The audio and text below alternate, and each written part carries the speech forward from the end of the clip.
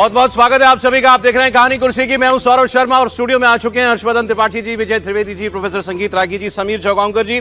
Monsoon सत्र की तैयारियां पूरी हो चुकी हैं। अगले सोमवार से पार्लियामेंट का यह सत्र जो ऐतिहासिक भी हो सकता है, अगर सरकार जो जिस चीज की तैयारी कर रही है अगर उसके नंबर पूरे हो जाएं और वो बिल आए और पास हो जाएं तो महिला आरक्षण, delimitation, one nation one election, चलिए उसकी बात भी ना करें, महिला आरक्षण और डिलिमिटेशन बिल पास होना ही अपने आप में बहुत बड़ी बात होगी।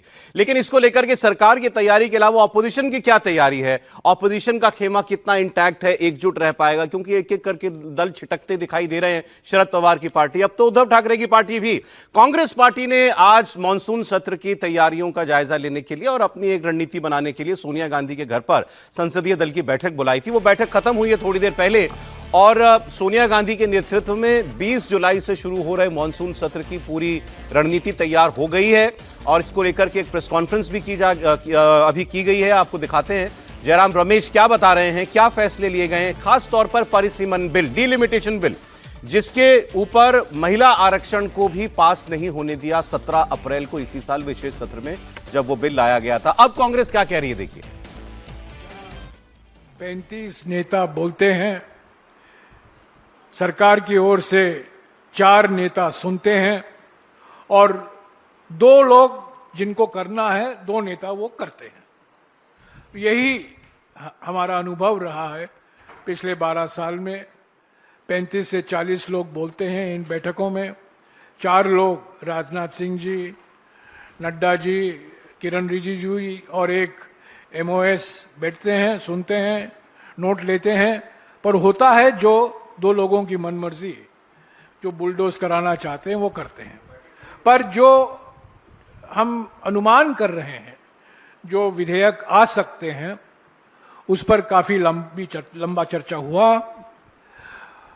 जो सुनने को मिला है कि गृह मंत्री प्रयास कर रहे हैं परिसीमन विधेयक, जो 17 अप्रैल को सरकार को 2/3 बहुमत नहीं मिला और काफी भारी हार हुई सरकार की, उस विधेयक को वो वापस लाना चाहते हैं। उस पर भी चर्चा हुआ आज इस बैठक में। जो बर्खास्त करने वाली विधेयक है, जिस पर JPC का गठन हुआ, जिस JPC का बहिष्कार विपक्ष पार्टियों ने किया, उस पर भी बहस हुआ और कांग्रेस पार्टी हमेशा, हमारी ये राय रही है, हम परिसीमन विधेयक का पूरा विरोध करेंगे, करते रहेंगे और सभी विपक्ष पार्टी की एकता और एकजुटता बरकरार रखने में हम पूरा प्रयास करेंगे, करते रहेंगे। ऐसे ही ये बर्खास्त करने वाले तो जयराम रमेश जी ने बड़ा साफ साफ बता दिया कि कांग्रेस का रुख क्या है। डिलिमिटेशन बिल का, परिसीमन बिल का हम विरोध करेंगे, उन्होंने कहा। और अब वो कह रहे हैं कि हम देखेंगे कि विपक्षी एकजुटता बरकरार रहे। लेकिन वही सबसे बड़ा संकट है कांग्रेस के सामने, कितने दल अब उनका साथ देंगे।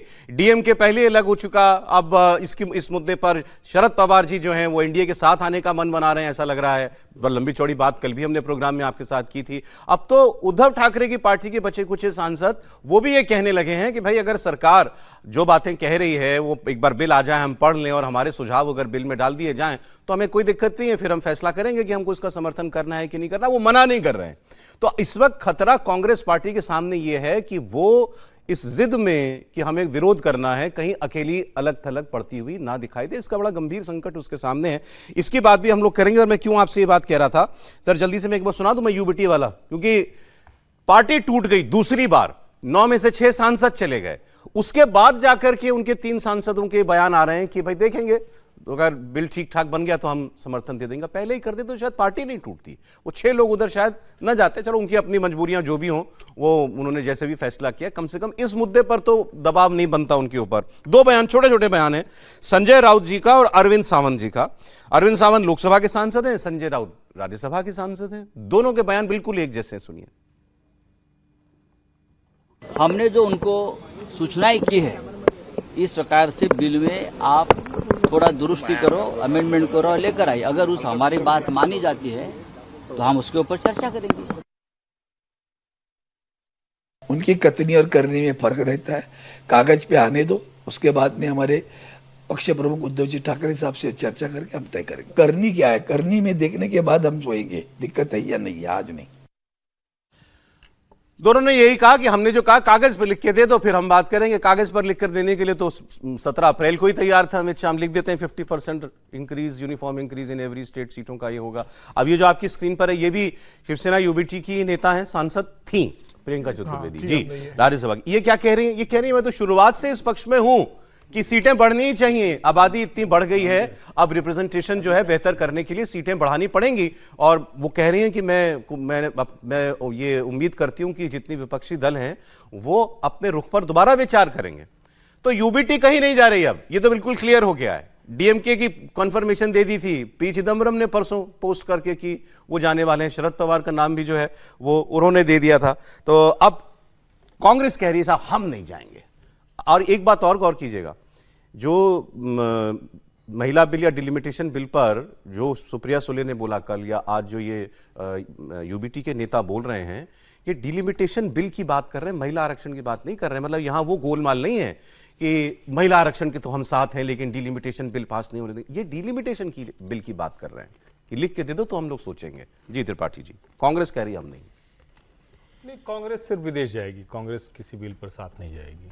राहुल जी विदेश चले जाएंगे और उसके बाद लौट के आके उम्मीद करेंगे कि विपक्षी पार्टियां उनकी प्रतीक्षा करती रहें। जिस दिन उनका फ़ोन वो क्या कहते हैं नेटवर्क नॉट रिचेबल से रिचेबल हो जाए, उस दिन उनसे बात करें और कहें कि सर हम समर्थन करना चाहते हैं और हम आपके साथ ही रहेंगे चाहे जो जाए।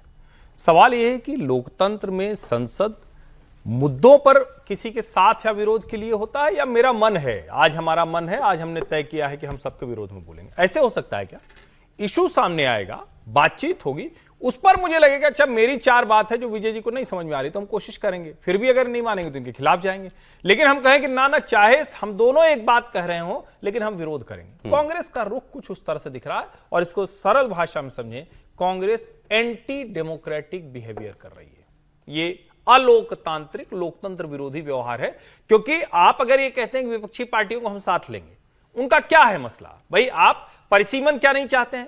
क्या पिछले कम से कम 20 सालों से ये चर्चा लगातार नहीं होती रही कि भाई सदन छोटा है, सदन को बड़ा किया जाना चाहिए, जो प्रतिनिधित्व है वो बहुत ज्यादा लोगों का बहुत कम लोग कर रहे हैं, ये 543 से काम नहीं चलेगा, इसको बढ़ाना पड़ेगा, हम अगर ये नहीं करेंगे तो हमारे लोकतंत्र को खतरा है उससे, क्योंकि उतना वो जो कहते हैं ना डिसप्रपोर्शनेट हो जाता है। अब उसको प्रोपोर्शनेट किया जा रहा है, अनुपातिक प्रतिनिधित्व दिया जा रहा है, तो उसमें क्या कैसे मुश्किल हो सकती है? फिर दूसरा क्या है कि कोई तरीका तो हम निकालेंगे। भाई अलग अलग लोग हैं, किसी ने जनसंख्या घटा ली, किसी की बहुत अच्छी जो कहते हैं ना कि पर कैपिटा इनकम किसी स्टेट की है, किसी मैन्युफैक्चरिंग लगी है, कहीं से रोजगार वाले मजदूर आते हैं, ये सब मिलकर देश बनता है। तो फिर कहते हैं अच्छा कोई फॉर्मूला दो, तो एक फॉर्मूला निकला कि चलो 50% करते हैं जिससे किसी को ना लगे। हालांकि उसमें जो परसेंटेज टर्म में उसमें उत्तर को नुकसान होगा, लेकिन उसके बावजूद देश एक तरफ चले। अब अगर सब मान जा रहे हैं तो कांग्रेस क्या कहेगी कि चूंकि सब लोग मान जा रहे हो और हमें अमित शाह की शक्ल थोड़ी कम पसंद है। हाँ, यही तो हुआ ना? ऐसा ही कुछ है इस बार। अमित शाह की शक्ल पसंद नहीं, इसलिए हम इसका विरोध करते हैं। ठीक, हमारे सहयोगी सचिन चौधरी मुंबई से हमारे साथ लाइव है, एक बार जरा उनके पास हम चलते हैं। सचिन कल से रिपोर्ट कर रहे हैं, कल भी हमारे साथ प्रोग्राम में लाइव थे कि भाई यूबीटी के जो 3 सांसद बचे हुए हैं वो भी साथ में जाएंगे और एनसीपी शरद पवार की पार्टी तो जाएगी जाएगी। मैंने अभी एक स्टेटमेंट रखा हुआ था, अब आप आए तो मैं नहीं सुनाता, मैं बता देता हूं। नाना पटोले, ये कांग्रेस के नेता है, महाराष्ट्र के ही हैं, आज इंसिडेंटली हमारे पास सारे बयान महाराष्ट्र के हैं। वो ये कह रहे हैं मैं उम्मीद करता हूं कि डीएमके हो, शरद पवार की पार्टी हो या उद्धव ठाकरे की पार्टी हो, ये लोग इस बिल का विरोध करेंगे। अब उम्मीद पे अगर मामला टिक जाए आकर के तो समझिए कि खेल हो चुका है, फिर इन दलों का मन जहां पर लगना था वो लग चुका है। जी सचिन। देखिए सौरभ, महाराष्ट्र कांग्रेस के दफ्तर में इस वक्त मैं मौजूद हूँ और प्रदेश अध्यक्ष भी यहाँ पर पहुंच चुके हैं। कल जिस तरह से सुप्रिया सुले ने बयान दिया था कि 50% की शर्त अगर मान ली जाती है तो उन्हें कोई एतराज नहीं होगा, और सुप्रिया सुले ने भी डीएमके, जेएम और बाकी दलों के नाम लिए थे जो इंडिया अलायंस का हिस्सा है। तो इस बात को लेकर महाराष्ट्र कांग्रेस खासी नाराज है। महाविकास आघाड़ी पर इसका इम्पैक्ट दिखाई दे रहा है और आने वाले दिनों में और भी दिखाई देगा। शायद ये 1-2 महीने के बाद शायद महाविकास आघाड़ी महाराष्ट्र में अस्तित्व में ही ना रहे। आज भी कांग्रेस के नेताओं ने कहा कि सुप्रिया सुले को अधिकार किसने दिया कि वो इंडिया अलायंस की बात करें, बाकी पार्टियों की बात करें कि ये शर्तों के आधार पर हम सपोर्ट देंगे, उनकी पार्टी की भूमिका जो है वो रख सकती है। लेकिन इंडिया अलायंस और कांग्रेस की बात करने का अधिकार उन्होंने किसने दिया, उनको किसने दिया? तो कड़ी शब्दों में कांग्रेस के नेता, खासतौर पर महाराष्ट्र के नेता जो है वो शरद पवार एनसीपी पर टूट पड़े हैं और नाराजगी अपनी व्यक्त कर रहे हैं। रही बात यूबीटी शिवसेना की, तो वो भी यही बात कर रहे हैं। कांग्रेस के नेताओं को हमने पूछा, उनके जो प्रवक्ता है अतुल लोंढे, वो उनको भी हमने पूछा कि जो आप कांग्रेस बात करें कि हमारा इस बिल को जो है विरोध रहेगा, बिल जो है देश हित में नहीं है, अन्यायकारक है, ऐसा उनका दावा है। यही भूमिका जो है शरद पवार की पार्टी या यूबीटी शिवसेना क्यों नहीं ले रही है? तो उनका कहना था कि उन्हें ऐसे बयान देने से बचने चाहिए, ताकि एमवीए या इंडिया ब्लॉक में जो है वो कहीं ना कहीं मतभेद उभर कर सामने आ रहे हैं और वो दिख रहे हैं। उनका कहना है कि अब इंडिया अलायंस की बैठक होगी, उसमें सभी लोग आएंगे, वहां पर विस्तार से बात होगी, लेकिन कांग्रेस का विरोध रहेगा। लेकिन ये बात कहीं ना कहीं वो भी दबी जुबान मान रहे हैं कि उनके सहयोगी दल अलग उनसे भूमिका ले रहे हैं और लेने जा रहे हैं, और हो सकता है उस पर अमल भी कर दे। सौरभ, बहुत शुक्रिया। महाविकास आघाड़ी और इंडिया ब्लॉक में कहीं ना कहीं दरार और टूट इस कारण जो है दिखाई दे रही है। बिल्कुल साफ। बहुत शुक्रिया सचिन आपका, बड़ी क्लैरिटी से आपने बताया कि चल क्या रहा है विपक्षी गठबंधन के अंदर। सचिन जी कल ये भी बता रहे थे कि सुप्रिया सुले को फोन गया कांग्रेस के एक सीनियर लीडर का, नाराजगी व्यक्त करते हुए कि आपने ऐसी बातें अपनी प्रेस कॉन्फ्रेंस में क्यों कही। अच्छा, उन्होंने क्या गुनाह कर दिया? उन्होंने अपनी पार्टी की भूमिका बताई पहले कि हम विचार करेंगे, फिर उन्होंने कहा हम यही इंडिया गठबंधन के अपने सहयोगी दलों के साथ डिस्कस करेंगे। इसमें और कौन सी बात? मतलब कांग्रेस को यह बात इतनी चुभ रही है कि हम विचार कर सकते हैं, अगर बिल में जो लिखा हुआ आएगा उसको पढ़ने के बाद तब हम फैसला करेंगे। कह रहे आप आउटराइट नो क्यों नहीं कर रहे हो, सीधे सीधे मना क्यों नहीं, खारिज क्यों नहीं कर रहे हो कि हम साथ नहीं देंगे, जैसा आज कांग्रेस पार्टी ने जो रुख लिया है? समीर जी, कांग्रेस की एक तो ये आपत्ति थी सुप्रिया सुले के साथ कि जब सुप्रिया सुले ने पत्रकार वार्ता ली तो कांग्रेस का ये कहना था कि भाई जब आप पत्रकार वार्ता लेने जा रहे हो तो अब हम तो चर्चा कर लेते कि इस मामले में आपको क्या कहना है क्या नहीं कहना है, नंबर 1। दूसरा, कांग्रेस को ये भी आपत्ति थी कि शरद पवार के घर पर सिल्वर ओक पे जो बैठक हुई, जिसके अंदर जयंत पाटिल थे, शरद पवार थे, सुप्रिया सुले थे, फिर देवेंद्र फडणवीस के साथ बातचीत हुई, इस पूरी बातचीत को कांग्रेस को अंधेरे में रखा गया। कांग्रेस से कोई बातचीत नहीं की गई, ना कांग्रेस को बताया गया कि क्या बातचीत हो रही है।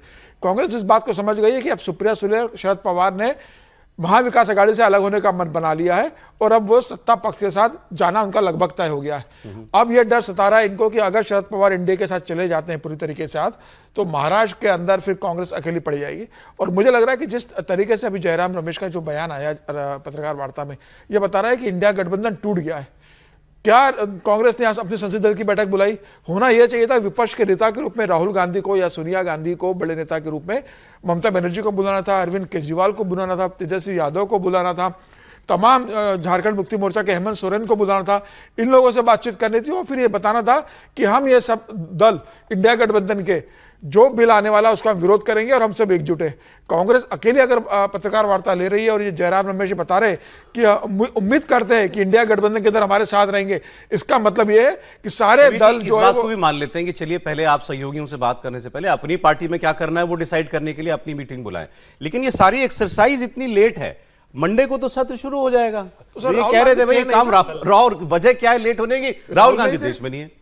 नहीं, राहुल गांधी आने के बाद भी राहुल गांधी 48 घंटे लगे ना, जिस दिन आते राहुल गांधी उसी दिन बैठक करेंगे, इंडिया गठबंधन संभालें। तो राहुल गांधी का ये आने के बाद भी आपकी बात, एक तो मुश्किल क्या, हम भी कम ही जाते हैं बाहर, बात देश में तो जाना होता, लंबी यात्रा के बाद जेटलैग होता है सर। आप तो मतलब आप कोई चीज जानते नहीं तो टिप्पणी कर देते हैं। गलत बात, आते ही वो पंजाब की मीटिंग ले ली थी उन्होंने। अच्छा, तब ठीक है भाई सर, लेकिन क्या मतलब कांग्रेस का ये शिकायत करना तो जानते होंगे अपने सहयोगियों से कि आप सेम पेज पर हमारी तरह बस सीधे सीधे मना क्यों नहीं कर देते हो कि साहब कोई नथिंग डूइंग, 17 अप्रैल को खिलाफ वोट दिया था, इस बारी खिलाफ वोट देंगे। ये क्या बात हुई कि विचार करेंगे? जायज है ये? जायज की बात नहीं, इसको समझिए पार्लियामेंट्री पॉलिटिक्स को। 17 अप्रैल को जो हुआ उससे बड़ी ताकत तो विपक्ष को और कांग्रेस को नहीं थी। यदि उस दिन से वो इस कैंपेन को सस्टेन करते और जैसे अमित शाह ने 20 दलों को 20 एमपीज को इधर बुला लिया, ऐसे वो और जो पार्टीज थी एनडीए की उनको भी तो इधर शामिल कर सकते थे। जो इतना बड़ा झटका 12 साल में 14 साल में नरेंद्र मोदी सरकार को नहीं लगा, वो आपने लगा दिया, तो उस ताकत को आपको मूवमेंट को बनाना चाहिए था ना, बरकरार रखना था। भाई जो डिलिमिटेशन पर आप खिलाफ हैं, हम उससे सहमत हैं कि नहीं है वो अलग इशू है, तो आपको उसके लिए कम से कम अपने जो विपक्ष के लोग हैं उनको एकजुट रखते और दूसरा नए लोगों को भी उसमें शामिल करते तो वो 54 से 90 हो जाते। और फिर इस सरकार की हिम्मत नहीं होती कि वो इसको कैसे लाए। सर किसको पहले- शामिल करते हैं? जीतनराम मांझी को करते हैं या चिराग पासवान को नहीं, करते हैं? नॉन कौन सीरियस आता बात नहीं कर है? रहा कौन आता मैं, सर? सीरियस मैं नोट कह पे रहा हूं, बात जितने कर रहा हूं। वोट पड़े थे उतने तो इंटैक्ट कम से कम वो तो इंटैक्ट रहते, पहली बात। और फिर इस दौरान क्या कांग्रेस ने विपक्ष के नेता के तौर पर, मतलब सबसे बड़ी पार्टी के तौर पर कोशिश की कि भाई अपने दलों को, अपने जो परिवार है अपोजिशन का, उसको इंटैक्ट रखा, उनको कन्विंस किया कि भाई क्या परेशानी है। उसके लिए एक मौका उनको पहले ही, मतलब एक वार्निंग के तौर पर कांग्रेस में मिल गई थी, जब कुछ दलों ने उस दिन जब ये गिरा था तब कहा था कि 50% पर यदि आप इंक्रीज कर लेंगे यूनिफॉर्म तरीके से तो हम इस पर सपोर्ट कर सकते हैं। तो इसका मतलब कांग्रेस को ये ये तो अंदेशा, केसी वेणुगोपाल ने बोला था, हाउस में बोला था, अमित शाह ने तभी तो जवाब दिया था कि मैं 1 घंटे में लिखवा के दे दूंगा आप अगर सहमत हो तो। हाँ, क्लैरिटी उनके घर में नहीं है। नहीं वो नहीं है, मैं तो बात बता रहा हूँ कि भाई आप उस पर काम करते ना। अब बीजेपी ने जो काम कर लिया कि उसने अपना नंबर बढ़ा लिया, जो वो तो एक बड़ा झटका था, उसको नहीं किया है। और ये जो बात वो कर रहे हैं 50% वाला, तो उनको एक अमेंडमेंट या एक सुझाव भी देना चाहिए था अपने सहयोगी दलों को और देश को कि वो कैसा डिलिमिटेशन चाहते हैं। क्या वो डिलिमिटेशन नहीं चाहते? क्या वो ये पॉपुलेशन है मेन मुद्दा। कांग्रेस और इन पार्टियों के रुख में जो अंतर है वो ये है, कांग्रेस ने डिलिमिटेशन को बनाया मुद्दा। महिला आरक्षण से प्रॉब्लम नहीं है, डिलिमिटेशन नहीं होने देंगे। और ये इन सारे दलों को अब डिलिमिटेशन में प्रॉब्लम दिखनी बंद हो गई है। नहीं, वो उसमें ये मूल अंतर है सर। उसमें एक बड़ा काम हुआ ना, आप समझिए थोड़ा सा, ये बहुत सीरियस इशू है। अमित शाह जी ने एक बड़ा काम कर दिया जिस पर विवाद हो रहा था नॉर्थ वर्सेस साउथ में, पॉपुलेशन को लेकर, कि जितनी ज़्यादा पॉपुलेशन उतना बड़ा डिलिमिटेशन, उतने नंबर आपके पास बढ़ जाएंगे। इसको लेकर साउथ का और नॉर्थ ईस्ट का सबका विरोध था, तो उनका इसको एक यूनिफॉर्म 50% कर देते हैं। तो एक जो बड़ा लॉजिक था वो खत्म हो गया आपके पास। अब इसमें कांग्रेस का बड़ा लॉजिक है, वो भी लॉजिकल है, ऐसा नहीं है कि नहीं है। ऐसा समझना कि हम कांग्रेस को सुनते नहीं इसलिए हम समझते हैं कि कुछ भी बात कह रहे हैं। वो कह रहे हैं कि 50% जो बढ़ाया गया है वो एब्सोल्यूट गैप को बढ़ा रहा है पार्लियामेंट में, और वो फैक्ट है। अब वो एब्सोल्यूट गैप जो आप कह रहे हैं, क्यों नहीं आपने अपने सहयोगी दलों को और देश को इसके लिए कन्विंस किया? सबसे बड़ी बात आप सर, फिर वही बात, सबसे बड़ा, सबसे मुखर विरोध रखने, आप ठीक कह रहे हैं बात को, ठीक है, वो उनका लॉजिक वो है। लेकिन इस लॉजिक पर तो फिर आपको डीएमके को साथ रखना था ना। मैं तो यही कह रहा हूं, पहले तो तुमने डीएमके को लात मार के बाहर किया अपने गठबंधन से। अब वो तो मतलब दिल जला है वो तो। नहीं, मैं तो ये कह रहा हूं कि वो 54 दिल जले तो नस काट लेते हैं अपनी। 54 को, 50 को, 60 को, वो तो उस मोड में है डीएमके कॉलेज टाइम से निकलिए अभी पार्लियामेंट में आइए। हाँ सर, देखिए, किसको दोष देंगे राहुल गांधी? अब देखिए, सबसे पहले तो राहुल गांधी पर ही बात होनी चाहिए और कांग्रेस पार्टी पे बात होनी चाहिए। ये पूरी तरीके से अनडेमोक्रेटिक है कि आप सीटों की संख्या बढ़ाने के लिए आप बुलडोज कर रहे हैं। कि भाई, हम सब जानते हैं कि जनसंख्या के अनुसार सीट तय होती है। लोकतंत्र का यही मतलब होता है। हम प्रतिनिधित्व किसका देते हैं? जनता का देते हैं। तो ऐसा तो होना नहीं चाहिए थी कि एक कंस्टिट्यूएंसी में एक व्यक्ति जो है वो 25 लाख का प्रतिनिधित्व करे और दूसरी कंस्टिट्यूएंसी में 5 लाख का प्रतिनिधित्व करे। ऐसा तो होना नहीं चाहिए। लेकिन इस तर्क को भी, साउथ नॉर्थ डिवाइड न हो, इस तर्क को भी मान करके सरकार ने कहा कि अक्रॉस द बोर्ड हम सब, अक्रॉस द स्टेट्स हम 50% करते हैं। तो इसलिए सबसे पहला जो घटिया तर्क दिया गया कांग्रेस पार्टी से, वो साउथ और नॉर्थ को डिवाइड करने की कोशिश, देश को बांटने वाली ये बात है।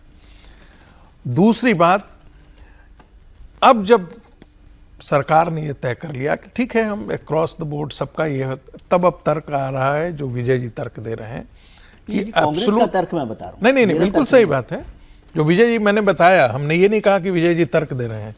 जो विजय जी ने बताया बिल्कुल सही बताया कि भाई, कल भी इसका चर्चा हुआ था कि 72 सीटें यदि महाराष्ट्र का हो जाता है और उत्तर प्रदेश जो है वो 120 हो जाता है, तो दोनों के बीच का गैप, जो पहले गैप था और बाद का जो गैप है, वो बढ़ जाएगा। तो कांग्रेस पार्टी को डर यह है कि भारतीय जनता पार्टी को सत्ता में आने से के लिए साउथ की संभवतः जरूरत ही नहीं पड़ जाए। वो अपना उत्तर पश्चिम और नॉर्थ ईस्ट से काम चला ले, और इसने में भारतीय जनता पार्टी, डर यहाँ है कांग्रेस पार्टी का। अब रही बात कि कांग्रेस पार्टी अपने सहयोगी दलों को समझाती क्यों नहीं है? कांग्रेस पार्टी पहले अपने लोगों को तो समझा ले। राहुल गांधी के पास इतनी फुर्सत कहाँ है कि वो बैठ करके अपने लोगों को ये समझा लें इस तर्क को। दूसरी बात, सहयोगी दल आपका सबऑर्डिनेट नहीं है जो आप ये तय करें कि वो आपसे बात करके क्यों नहीं बात किया। क्या कांग्रेस पार्टी जब प्रेस कॉन्फ्रेंस करती है तो आपने सारे सबऑर्डिनेट दलों के साथ, सारे ये क्षेत्रीय दलों के साथ बात करने के बाद करती है क्या? आपने क्या उनको समझ रखा है? अपने जूते का पवैया समझ रखा है, पैर का जूता समझ रखा है? वो एक स्वतंत्र दल हैं, क्षेत्रीय स्तर पर काम करते हैं। तो ये आपकी ये सोच जो है ना अपने आप में दादागिरी वाली है कि आपने हमसे क्यों पूछ करके क्यों नहीं किया। उनको अपना तय करना है कि वो किस बात, मान लेते हैं कि हम, मेरा कॉन्सेंसस कहता है कि भाई इस सपोर्ट को महिला आरक्षण बिल के में यदि संख्या बढ़ती है तो हमको बढ़ाना चाहिए। महिला आरक्षण को बेहतर तरीके से लागू करना हो तो हमको ये सीटों की संख्या जो है वो बढ़ाना चाहिए और हमको डिलिमिटेशन पर भी साथ जाना चाहिए सरकार के। ये देश के भले के लिए है। यदि ऐसी सोच यदि क्षेत्रीय दलों को होती है, कॉन्फ्रेंस होती तो 17 अप्रैल को भी होती। नहीं, आज क्यों है? नहीं, हो सकता है। नहीं, 17 अप्रैल को दूसरी बात थी ना। 17 अप्रैल के बाद एक चीज और देखिए सौरभ जी, एक चीज 17 अप्रैल में और आज में फर्क क्या? 50% वाली बात सर हम ही लोग रिपोर्ट कर रहे थे कि ऐसा ही होगा और हाउस में भी बोल दिया था। ऐसे नहीं होता ना। चलिए वो मान लेता हूं, ऐसे नहीं होता। सौरभ जी, ये भी देखिए कि उसके बाद आपका बंगाल का चुनाव हो रहा है। सरकार उसके बाद प्रेशर में आई है। इलेक्शन के बीच में। हाँ, बोलिए। सरकार की तरफ से कोर्स करेक्शन और लचीलापन दोनों दिखाया गया। हाँ, कोर्स करेक्शन है। आप समझिए इसको, वो वहां तक पहुंचे जिनको उनको लगा, उस वक्त भी उनको ये लगा होगा, कोई न कोई बातचीत जरूर होगी, उस वक्त उनको ये लग रहा था अमित शाह को या सरकार को कि ये लोग सब मान जाएंगे। वो नहीं माने तो सरकार इसके बाद कोर्स करेक्शन करती है, लचीली होती है। और ये लोकतंत्र की तो यही खूबसूरती है, होना चाहिए। आप लचीले हुए, आपके साथ ये सारे लोग खड़े हो गए कल तक जो टेढ़े खड़े थे। और कांग्रेस यहां जिसको कहते हैं ना कि आजकल बड़ा प्रचलित है, तो मैं वो शब्द इस्तेमाल कर देता हूं, मिसिंग लिंक है कुछ उनका, कुछ जिद पे है कांग्रेस। जिद कह लें या मतलब जिद से ज्यादा वो कहते हैं ना, जैसे कई बार हम लोग कहते हैं कि वो उसमें कुछ सुधार की गुंजाइश नहीं। जिद तो एक होता है, दूसरे सुधार की गुंजाइश नहीं। तो राहुल कांग्रेस में सुधार की गुंजाइश नहीं, ये कुछ इस तरह का। लेकिन पॉलिटिकल समझदारी जी, मैं सिर्फ इतना कह रहा हूं, कांग्रेस की तरफ से अगर इसको देखें तो कांग्रेस को जो ऐतराज था या कांग्रेस को जो शंका है कि इससे बीजेपी क्या फायदा लेने की कोशिश करेगी, वो उस पर कायम है कि भाई ये डिलिमिटेशन गड़बड़ करेंगे, इसलिए हमको भरोसा नहीं है इन पे, तो हम इनको मौका नहीं देंगे। तो पॉइंट बताएगी ना। आपने पहले कहा कि आप उसका सुझाव परसेंटेज टर्म में भी वो बढ़ना है, उन्होंने कहा ये कर देते हैं। और बाकी तो आप जब ऐसे कह रहे हैं तो आप केवल सीटें बढ़ाने की बात नहीं है ना, वो तो टेरिटरी मार्किंग, वो तो टेरिटरी मार्किंग पर प्रोसेस है। उस प्रोसीजर को तो आपको देखना पड़ेगा। पार्लियामेंट्री ऐसा थोड़ी नहीं उसको अमित शाह ड्रॉ करेंगे, वो तो एक कमीशन बनेगा, बाकायदा होगा। समझाया था कश्मीर में कैसे डिलिमिटेशन हुआ, आसाम में डिलिमिटेशन में बीजेपी ने कैसे फायदा उठाया, सभी नहीं है। 2008 में हुआ तो फिर इन्होंने सारा फायदा ले लिया। ये तो बड़ा स्वाभाविक है। और कितना आप करें, अच्छा बताइए क्या कर सकते हैं। जैसे उदाहरण के लिए हम बताते हैं, अभी 5 दिन पहले एक समाजवादी पार्टी के नेता से हमारी बात हो रही थी, तो उन्होंने कहा कि सब ठीक रहा और मान लीजिए 2 सीट हो गई तो फिर हम लोकसभा लड़ जाएंगे।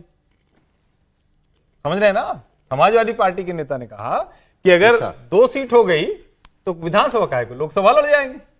इसका मतलब यह है कि आपको लग रहा है कि आप इसको डिरेल कर रहे हैं। हर पार्टी के भीतर जल्दी से जल्दी ये लागू हो, उसकी इच्छा है। बस एक बात और कर लें, जब बात हो रही है तो 21 जुलाई को मतलब पार्लियामेंट सेशन के अगले दिन एनडीए की मीटिंग है। हर बार होती है सेशन में एनडीए की मीटिंग होगी, तो ये रोचक होगा देखना कि एनडीए की मीटिंग में इस बार कौन से नए लोग आते हैं। समीर जी, तो 20 तारीख को ही पता चल जाएगा। लगता है कि अभी ये तो था कि एनसीपी आए तो शामिल होगी, उसके अंदर जो बंगाल से जो लोग गए वो तो आएंगे, बिल्कुल शामिल होगी। और जो उद्धव ठाकरे के जो सांसद टूटे वो तो शिवसेना में शामिल हो गए, तो शिवसेना के हिस्सा वो बन ही चुके हैं। नहीं, ये बस ये देखने वाला, हाँ बस ये देखने बात है कि शरद पवार की पार्टी इसमें शामिल होती है क्या एनडीए के रूप में।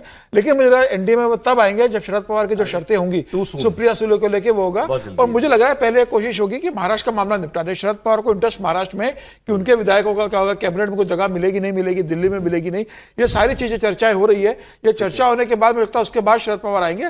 फिलहाल मुझे इसकी संभावना कम नजर आती है। वो भी मुद्दों में आधारित समर्थन देंगे, इस बिल को समर्थन दे देंगे। और 21 तारीख को तो वैसे भी बिल नहीं आने वाला है, तो मुझे लगता है फिलहाल वो एनडीए की बैठक में शामिल नहीं। आप लोग जो है ज्यादा वो जाते हैं क्रिटिकल राहुल गांधी पे।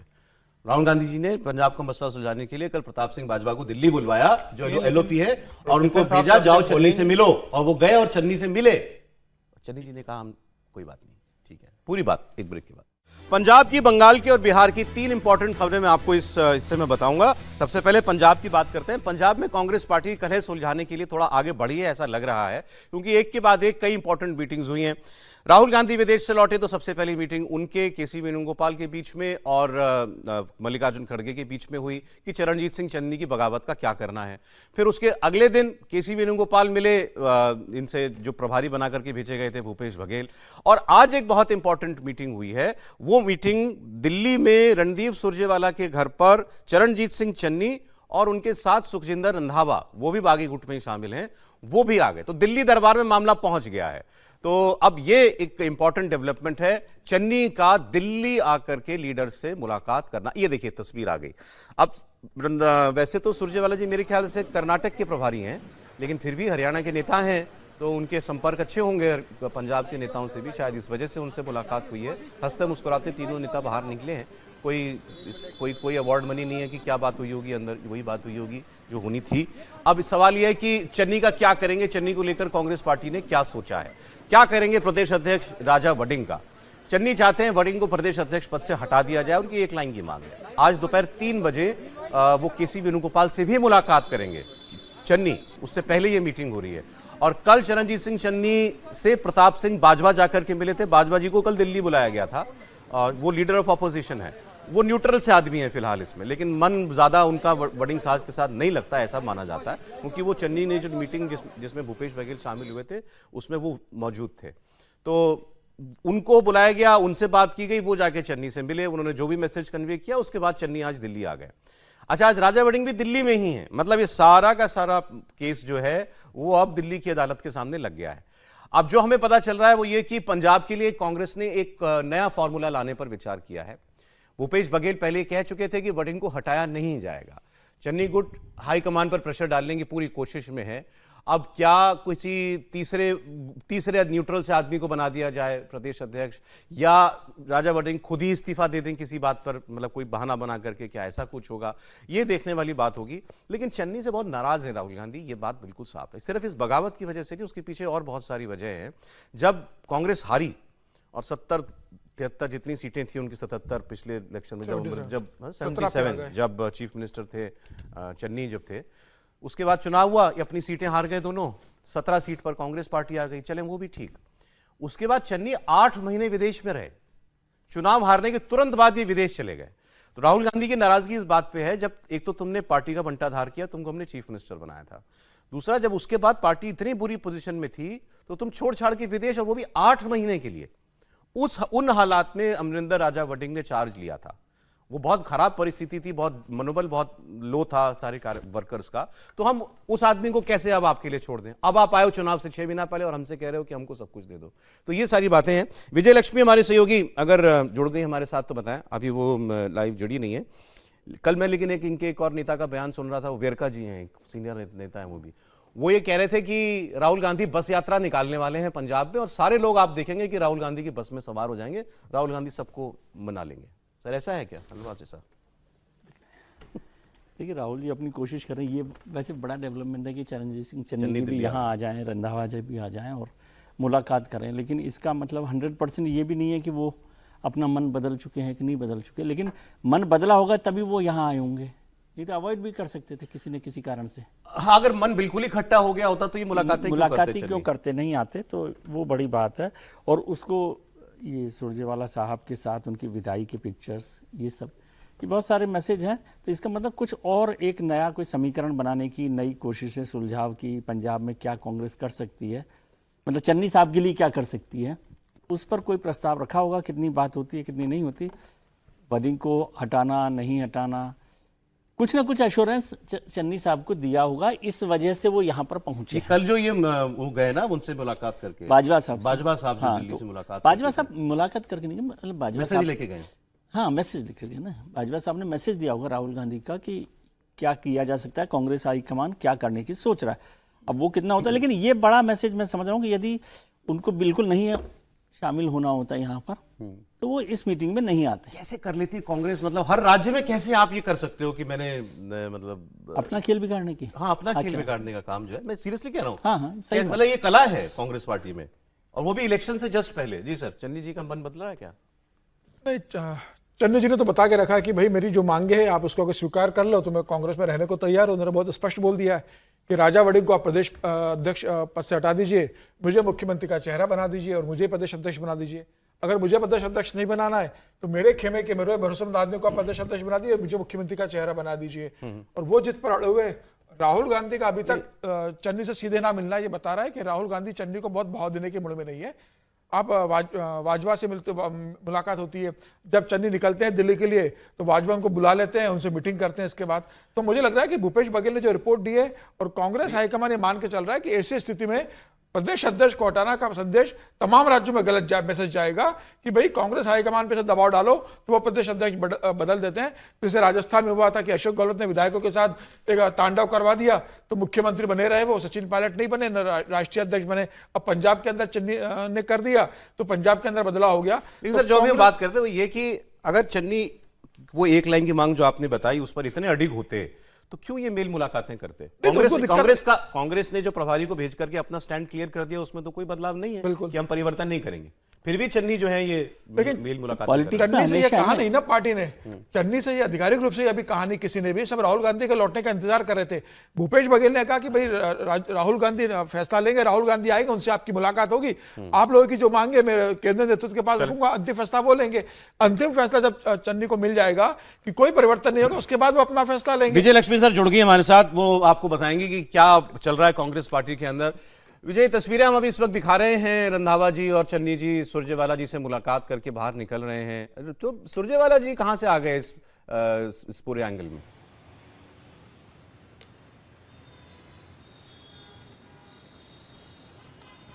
देखिए सौरभ, आज जो है मोटा मोटी शाम तक उम्मीद की जा रही है कि पंजाब की पिक्चर क्लियर हो जाएगी, क्योंकि 1-on-1 मीटिंग्स जो हैं वो केसी वेणुगोपाल करेंगे, चरणजीत सिंह चन्नी, सुखजिंदर सिंह रंधावा, प्रगट सिंह, विजय इंदर सिंगला और राणा गुरजीत सिंह के साथ। और इन मीटिंग्स के बाद जो है मोटा मोटी कांग्रेस पार्टी का आला कमान का क्या प्रपोजल है इस नाराज गुट के लिए, वो प्रपोजल इन तमाम लोगों को दे दिया जाएगा, बता दिया जाएगा कि ये अगर आपकी नाराज़गी इस चीज़ को लेकर के है तो ये चीज़ें जो हैं वो की जा सकती हैं। अब उसमें काफ़ी तरह के कयास चल रहे हैं कि क्या चरणजीत सिंह चन्नी का से जो है वो स्क्रीनिंग कमेटी में या टिकटों के बंटवारे में उनके से को इंश्योर किया जाए, इस तरह का कोई एश्योरेंस क्या उनको दिया जा सकता है। इस तरह की तमाम चीज़ें हैं। तो कांग्रेस पार्टी, हालांकि भूपेश बघेल कह ज़रूर रहे हैं कि नेतृत्व परिवर्तन पर तो किसी तरह का कोई भी विचार जो है वो नहीं है, लेकिन कांग्रेस अपनी ओवरऑल स्ट्रैटेजी, ओवरऑल जो कमिटीज़ जो उसने अनाउंस की उसको लेकर के पुनर्विचार ज़रूर किया जा रहा है कि और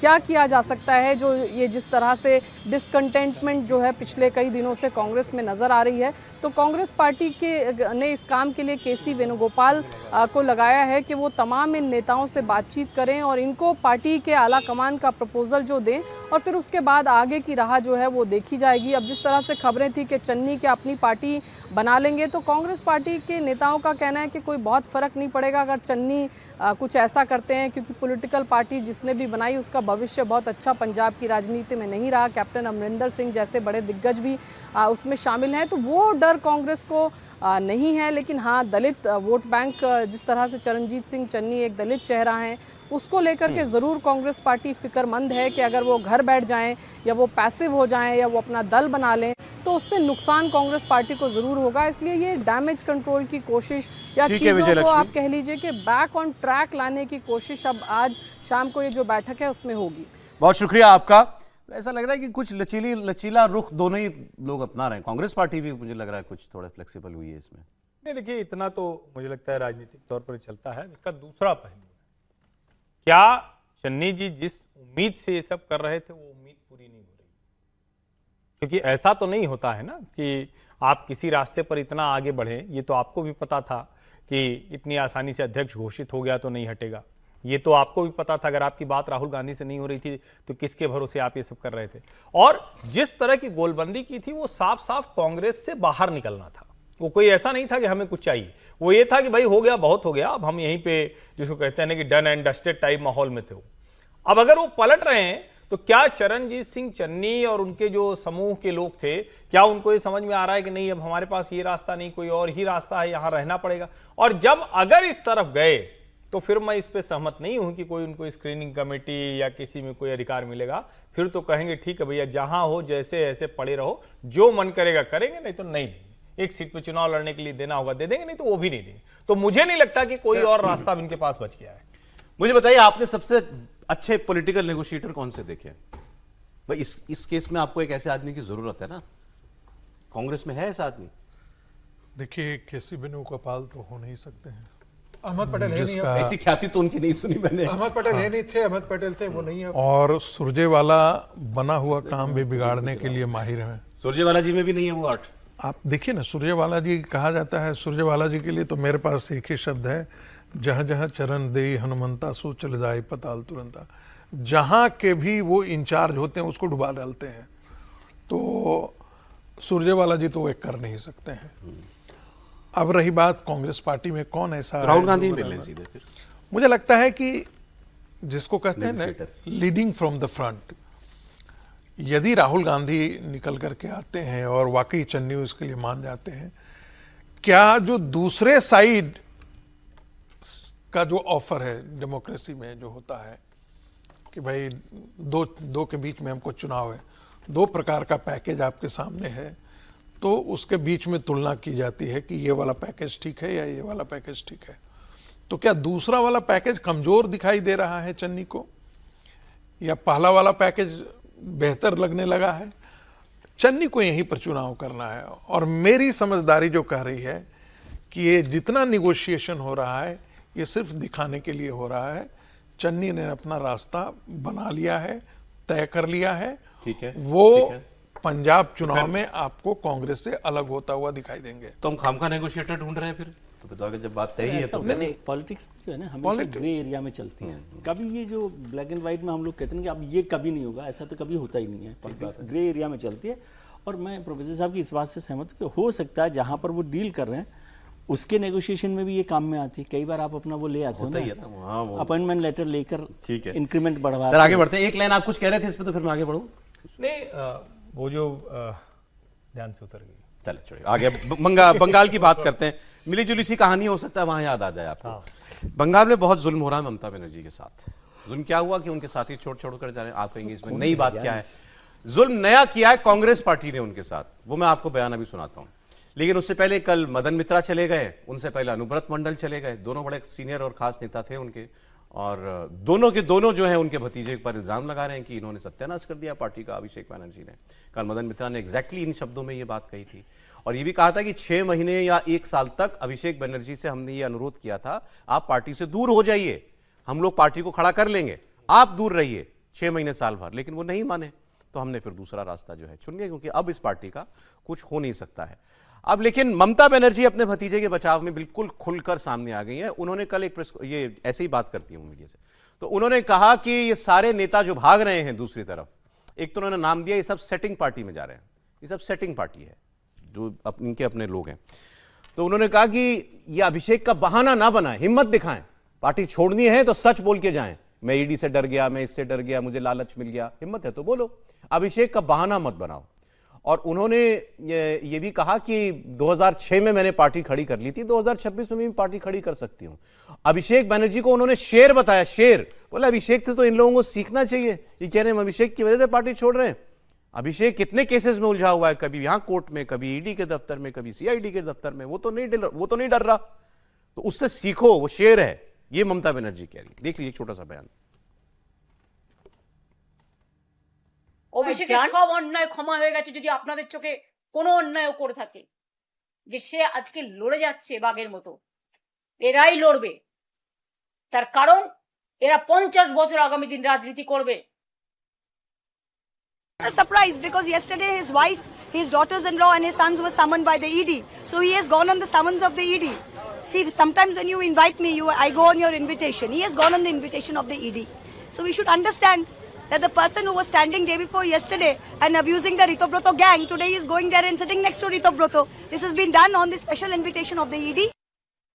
ये महुआ मोइत्रा ने भी कल जो वो आए हैं मदन मित्रा, उनके लिए कहा कि भाई ईडी ने एक दिन पहले परिवार को नोटिस दिया तो वो अगले दिन वहां पहुंच गए। ममता बनर्जी ने भी कमोबेश यही बात की है। लेकिन बात ये कि वो अभिषेक बनर्जी पर उनका इतना अटूट भरोसा है या प्रेम है, परिवार है तो होता भी है, वो पहले वो एक बार कह चुकी हैं कि मुझे मालूम है अगर मैं अभिषेक को हटा दूं तो सब लोग मान जाएंगे।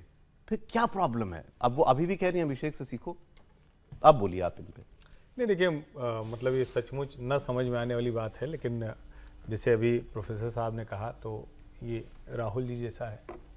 सोनिया जी भी तो जानती हैं कि अगर राहुल को पीछे कर दिया होता तो न G23 बनता, न बहुत से राज्यों में सरकार जाते जाते चली जाती, न बहुत से नेता पार्टी छोड़कर चले जाते। लेकिन उन दोनों माओं को लगता है, ठीक है वो भतीजा है, लेकिन दोनों माओं को लगता है कि हमारा बेटा बहुत काबिल है, बड़ी लड़ाई लड़ रहा है। अब समझ में नहीं आता कि ममता बनर्जी ये क्यों नहीं समझ पा रही हैं कि ठीक है बाकी तो सब अपनी जगह है, जब आपके ऐसे लोग जो आपकी चरण वंदना में दिन रात डूबे रहते थे, मदन मित्रा से लेकर सारे लोग, वो अगर जा रहे हैं तो वो अभिषेक की वजह से नहीं जा रहे हैं, वो ओवरऑल आपका आधार खिसक चुका है। मतलब जो मूल बात जी मैं इस बात से सहमत ये हूं, कहना अभिषेक तो बहाना हाँ बन गया। ये कहना ठीक नहीं है कि अब अभिषेक की वजह से जो कुछ होना था वो तो हो चुका, लेकिन अब ये लोग जो जान रहे हैं ये आपकी पार्टी का आधार खत्म हो चुका है। जैसे कहते हैं ना कि अब कोई वापस लौटने की उम्मीद नहीं है, लौट कर नहीं आएगा। वो जैसे देवेंद्र फडणवीस ने कहा था ना कि समंदर किनारे घर मत बना लेना कि लौट के फिर आऊंगा, तो ये लौट के आने की उम्मीद नहीं, तो इसलिए सब घर बना रहे हैं। अब मैं आपको कह रहा था वो अत्याचार जो कांग्रेस कर रही है ममता बनर्जी के ऊपर, 20-21 जुलाई की तारीखें बड़ी इंपॉर्टेंट हो गई हैं। 20 से मॉनसून सेशन है, 20 तारीख को वो जम्मू कश्मीर वाले दिल्ली में प्रदर्शन कर रहे हैं, उसमें भी सारे अपोजिशन पार्टी उसको बुलाया है। 21 को एनडीए की मीटिंग में कौन कौन जाएगा, और 21 तारीख को इनका शहीद दिवस बनता है टीएमसी का, और कांग्रेस भी बनाती है। साल मुझे याद नहीं है, लेकिन लेफ्ट की सरकार में गोली चली थी, प्रदर्शन हो रहा था कांग्रेस का, 11 यूथ कांग्रेस वर्कर्स की मौत हो गई थी। उस दिन को कांग्रेस पार्टी तब से शहीद दिवस मनाती है। फिर ममता बनर्जी ने अगले दिन कल की टीएमसी बना ली, तो वो भी उस दिवस को मनाने लगी। तो अब कांग्रेस के जो प्रदेश अध्यक्ष बने हैं वहां पे, इनका नाम है शुभंकर सरकार। इन्होंने कहा कि ममता जी हमारे मंच पे आ जाए शहीद दिवस में, हमें कोई प्रॉब्लम नहीं है। ममता जी हमारी पार्टी ज्वाइन कर ले, हमें कोई प्रॉब्लम नहीं, अच्छा होगा, बस एक शर्त है, ममता जी सार्वजनिक तौर पर इस बात के लिए माफी मांगे कि उन्होंने कांग्रेस छोड़ के अपनी पार्टी बनाई, और स्वीकार करें कि ये मेरी गलती थी, तो आ जाए हमारी पार्टी में। देखिए थोड़ी सी कोई पूछ रहा है जब ममता बनर्जी को आपने बुलाएंगे, मैं बोल रहा हूं हमारा प्लेटफॉर्म ओपन है,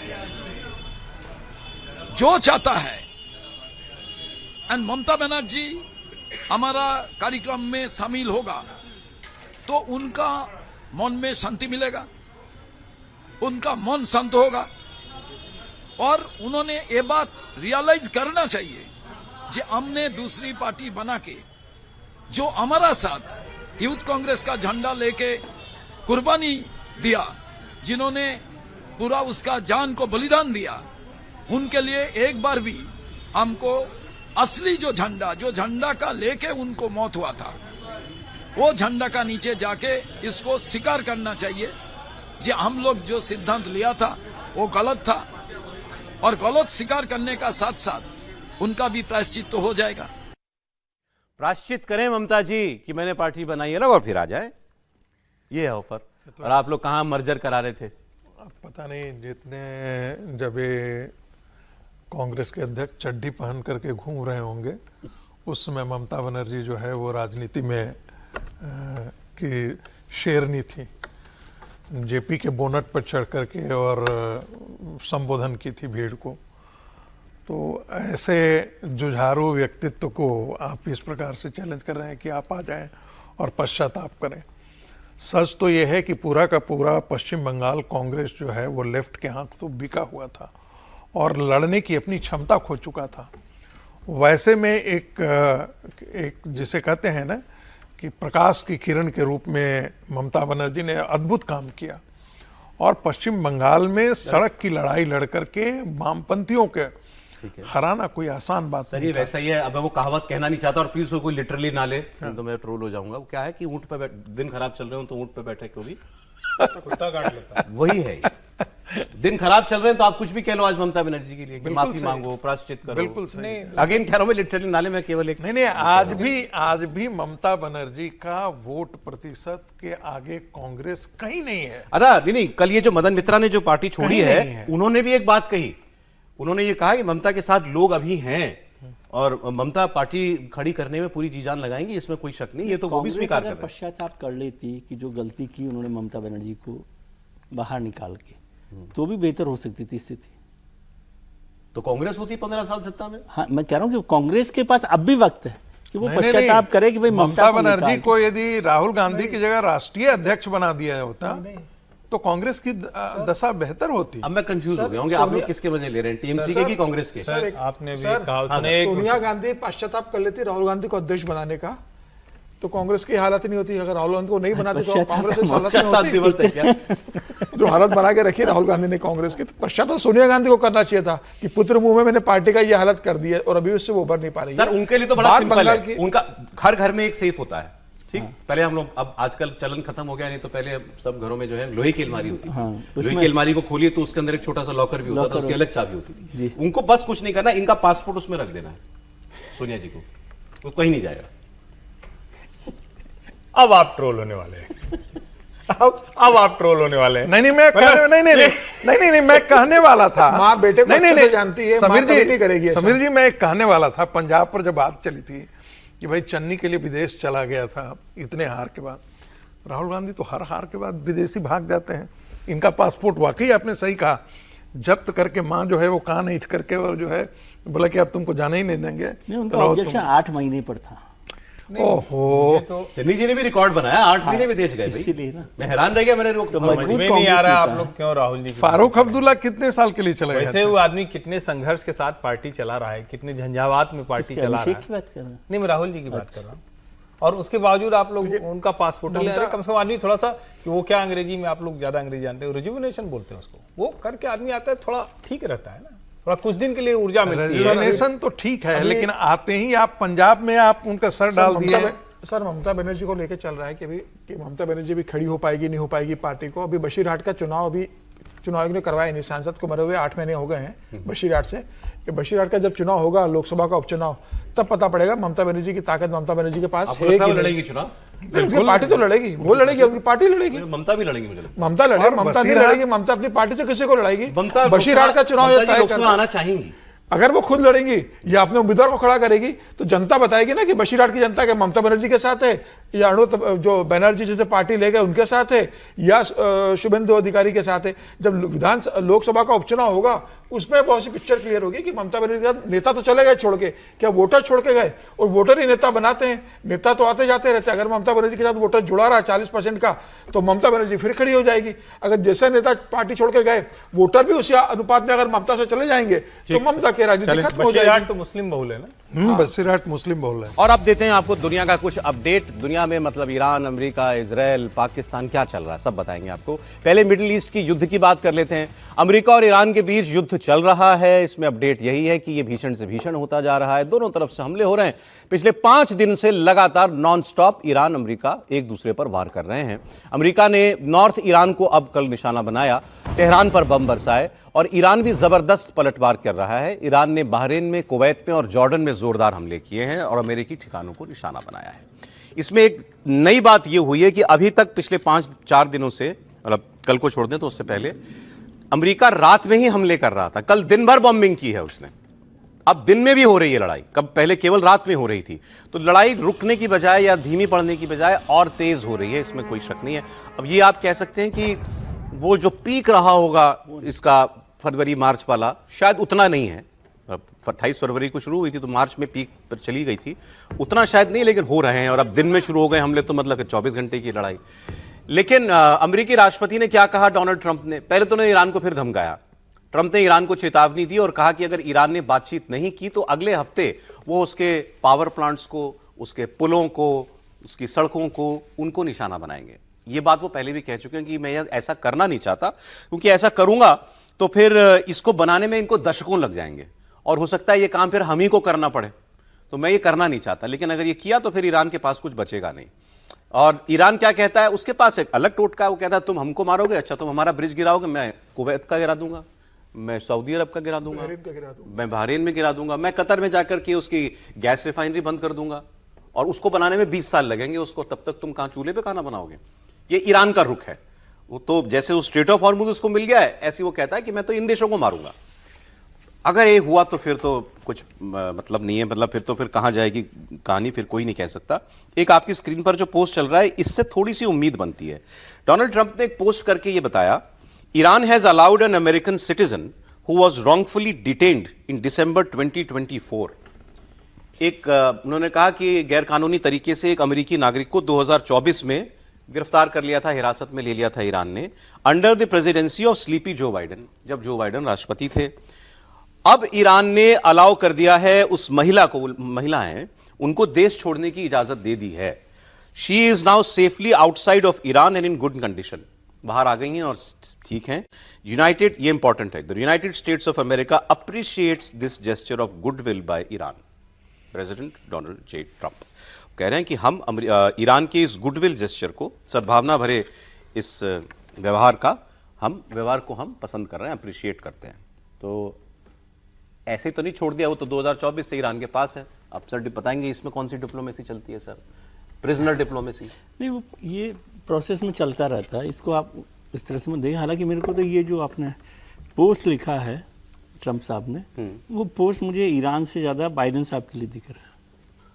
सर मैं तो खुश हो गया था इसको पढ़ के कि शायद थोड़ी वही ज्यादा है डोमेस्टिक ऑडियंस के लिए। नहीं, वॉर के बीच में अमेरिका उनके ईरान अमेरिका के नागरिक को रिहा कर रहा है, वो ठीक है ना, लेकिन वो किस लिए लिखा गया है वो बात है, और ये ठीक है, और ये जेस्चर चलता रहता है। इसको आप ना वॉर के साथ जोड़कर मत देखिए बहुत ज्यादा, जब इससे कोई वो अच्छा खुश हो जाएंगे आज ट्रंप साहब। नहीं, कुछ नरम पड़ रहे हैं दोनों, ऐसा नहीं देखना चाहिए। कुछ मैं ऐसे नहीं देखता, ऐसा कुछ नहीं देखता। ये पार्ट ऑफ प्रोसेस होता है डिप्लोमेटिक प्रोसेस का, उसमें चलता रहता है। हालांकि इसको केवल इतना सा रियायत दे सकते हैं कि ऐसे टाइम में वो रोके भी रख सकता था ईरान। मैं वही कह रहा हूँ, वॉर के बीच में क्यों छोड़ा है? इसलिए वॉर से जुड़ा हुआ है। हाँ, इसलिए वॉर के बीच में छोड़ा है, लेकिन पोस्ट जो है वो ईरान से ज्यादा मुझे बाइडेन साहब के लिए लगती है, ऐसा मेरी समझ। वो तो ठीक है, स्लीपी जो बाइडेन, तो उनको जहां जितनी बार लिखने का मौका मिले वो लिखेंगे, लेकिन अच्छी बात है। लेकिन इसको मैं कहीं से जंग खत्म होगी, कम होगी, 2 बम कम गिराएंगे, ऐसी संभावनाओं से मैं कम देखता हूँ। इसके बाद ट्रंप कोई रियायत दे देंगे, ऐसा नहीं, ऐसा भी नहीं लगता। ओके, मैं आपको जेडी वैंस का बयान सुनाता हूं फिर, क्योंकि ट्रंप ने, ये भी खबर ही है वैसे कि ट्रंप कल नहीं बोले, प्रेस कॉन्फ्रेंस नहीं की ट्रंप ने, लेकिन जेडी वैंस ने कर दी, उपराष्ट्रपति हैं। उन्होंने ईरान को धमकी भी दी, लेकिन उन्होंने भी एक लेयर्ड बात की है, मतलब नुआंस्ड बात की है। उनसे सवाल जो भी हो रहा है, उन्होंने पूछा कि भाई क्या, कहां तक जाएगी आपकी बमबारी? तो उन्होंने कहा आपको क्या लगता है हम पागल हैं, हम कि बस बॉम्बिंग बॉम्बिंग बॉम्बिंग बॉम्बिंग हम यही करते रहेंगे? उनका ये ईरान के साथ डील करने के हमारे जितने तरीके हैं उनमें से एक है कि हम गोलाबारी कर रहे हैं उसके ऊपर। हमने ब्लॉकेड भी लगाया हुआ है, हम बात भी कर रहे हैं। ईरान को पटरी पर लाने के कई तरीकों में से एक है युद्ध। The president has done, I think, very, very capably, has said we're going to use military force in this situation when it's connected to something we're trying to achieve. So if you shoot at ships, we're going to shoot at the facilities at which you used to shoot at the ships. But we're not just going to do something open-ended indefinitely. We're not just going to bomb and bomb and bomb. We're going to try to use our military force as one of the many tools that we have to solve the problem. And obviously, like, I'm biased, but I think that's exactly the right approach. अब आप मुझे ये बताइए कि वो कह रहे हैं हम कई सारे टूल्स से हम ईरान को सही करना चाहते हैं, उसमें से वॉर एक है, बाकी जो भी तरीके हैं काम कर रहे हैं क्या? नहीं, उनका कोई तरीका काम नहीं कर रहा है, न तो वॉर काम कर रहा है, न डिप्लोमेसी काम कर रही है, न बातचीत काम कर रहा है, न वो बीच बीच में जो कहते हैं कि हम यहाँ पर ब्लॉकेड कर देंगे, उन देशों के साथ ये करेंगे, उनको रियायत देंगे। एक तरह से कहें कि जितना अमेरिका के हाथ में था वो सब डील से लेकर, ट्रेड से लेकर, आर्म्स एम्युनिशन से लेकर, हथियार से लेकर कुछ भी बचा नहीं। तो इसीलिए मैं कह रहा हूं, मतलब इसलिए ये कहना, अब देखिए इस मसले पर तो हम लोग बहुत गंभीरता से बात कर चुके हैं कि ट्रंप एडमिनिस्ट्रेशन के पास जितने टूल्स थे, हथियार थे, एवेन्यूज थे, रास्ते थे, वो सब ईरान ने खत्म कर दिए। हालांकि अब ईरान को भी ये समझना पड़ेगा कि सारे रास्ते बंद करने के बाद कहीं वो भी अंधेरी गुफा में न रह जाए, ये उसको भी एक दिक्कत है। लेकिन जेडी वैंस कुछ भी कहें या ट्रंप कुछ भी कहें, असल बात यह है कि अमेरिका को ईरान के मर्ज की दवा नहीं मिल रही है। एक लाइन की, अरे मजाक बना दिया गया। आप ये देखिए, पहले क्या था, स्ट्रेट ऑफ हॉर्मुज तो खुली थी, जंग हुई तो उसने बंद कर दी। अब आप कह रहे हो स्ट्रेट ऑफ हॉर्मुज खोल, तो दुनिया याद दिलाती है ट्रंप को, साहब आपकी वजह से बंद हुई है, खुला ही था पहले। अब उन्होंने कहा कि हमें ईरान से कोई बात नहीं करनी, ये बेकार लोग हैं। क्या क्या नहीं कहा उनको, मतलब शब्द भी मुझे याद नहीं आ रहे, गालियां ही थी वो लिटरली अंग्रेजी में, अब्यूज किया उन्होंने कि ये ऐसे लोग हैं, घटिया लोग हैं, और मैं इनसे कोई बात नहीं करूंगा, इनसे बात करने का कोई मतलब नहीं है। और फिर कल का ही पोस्ट उनका क्या था, अगर ये हमसे बात नहीं करते तो मैं इनके ब्रिज और पावर स्टेशन उड़ा दूंगा। तुमने बातचीत बंद की, अब तुम कह रहे हो तू बात नहीं करेगा तो मैं तुझे मारूंगा। ट्रम्प साहब की बौखलाहट है ये। इतना सब करने के बाद भी वो जो ईरान से चाहते थे वो नहीं मिला। नहीं, घर पे उनको उस बात की क्रेडिट मिल रही है कि ईरान के साथ आपने डील कर ली, युद्ध कर रहे हैं, तो उसके अलग अमेरिका के अंदर आलोचना ट्रम्प की लगातार हो रही है। और इतना हमला करने के बाद भी, पहले आपने इजराइल के साथ मिलकर किया, अब अकेला इतना हमला कर रहे हो, उसके बाद भी ईरान घुटने टेकने को तैयार नहीं है। और ईरान कह रहा है कि आप जितना मारोगे उतना ही हम बहरीन को, कतर को और यूएई को मारेंगे।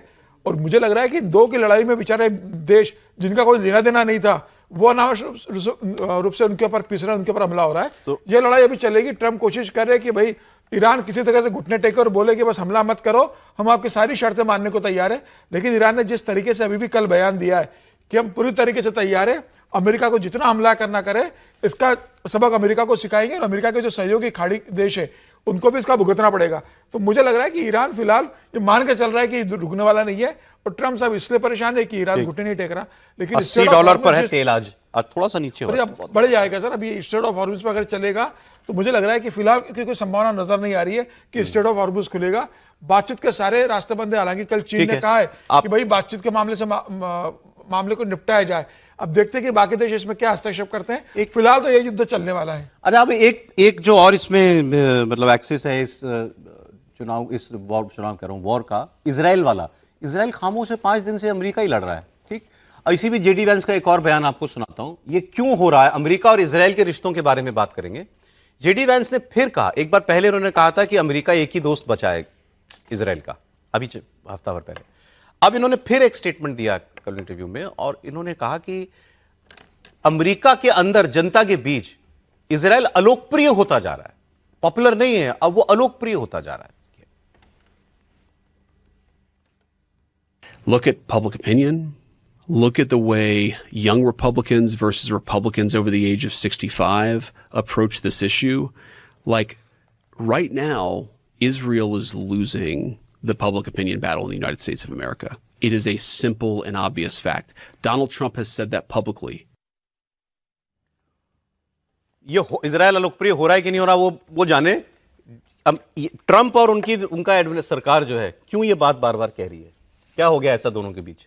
देखिए, इसलिए है क्योंकि नेतन्याहू ट्रंप की बात मानने से इनकार कर रहे हैं। बार बार नेतन्याहू कह रहे हैं कि हमारा उनका अपना स्ट्रेटेजिक इंटरेस्ट है। लेबनान में गोलाबारी बंद करवाना ज़बरदस्ती उन्होंने करवाया, लेकिन कोई ना कोई बहाना बना करके नेतन्याहू बमबारी जारी रख रहे हैं। अब लेबनान के साथ उनका समझौता हो गया है, लेकिन लेबनान के समझौता होने से पहले उन्होंने 2000 स्क्वायर किलोमीटर का एक अपना बफर जोन बना लिया है, और ये साउथ लेबनान में घुस करके उन्होंने बनाया है।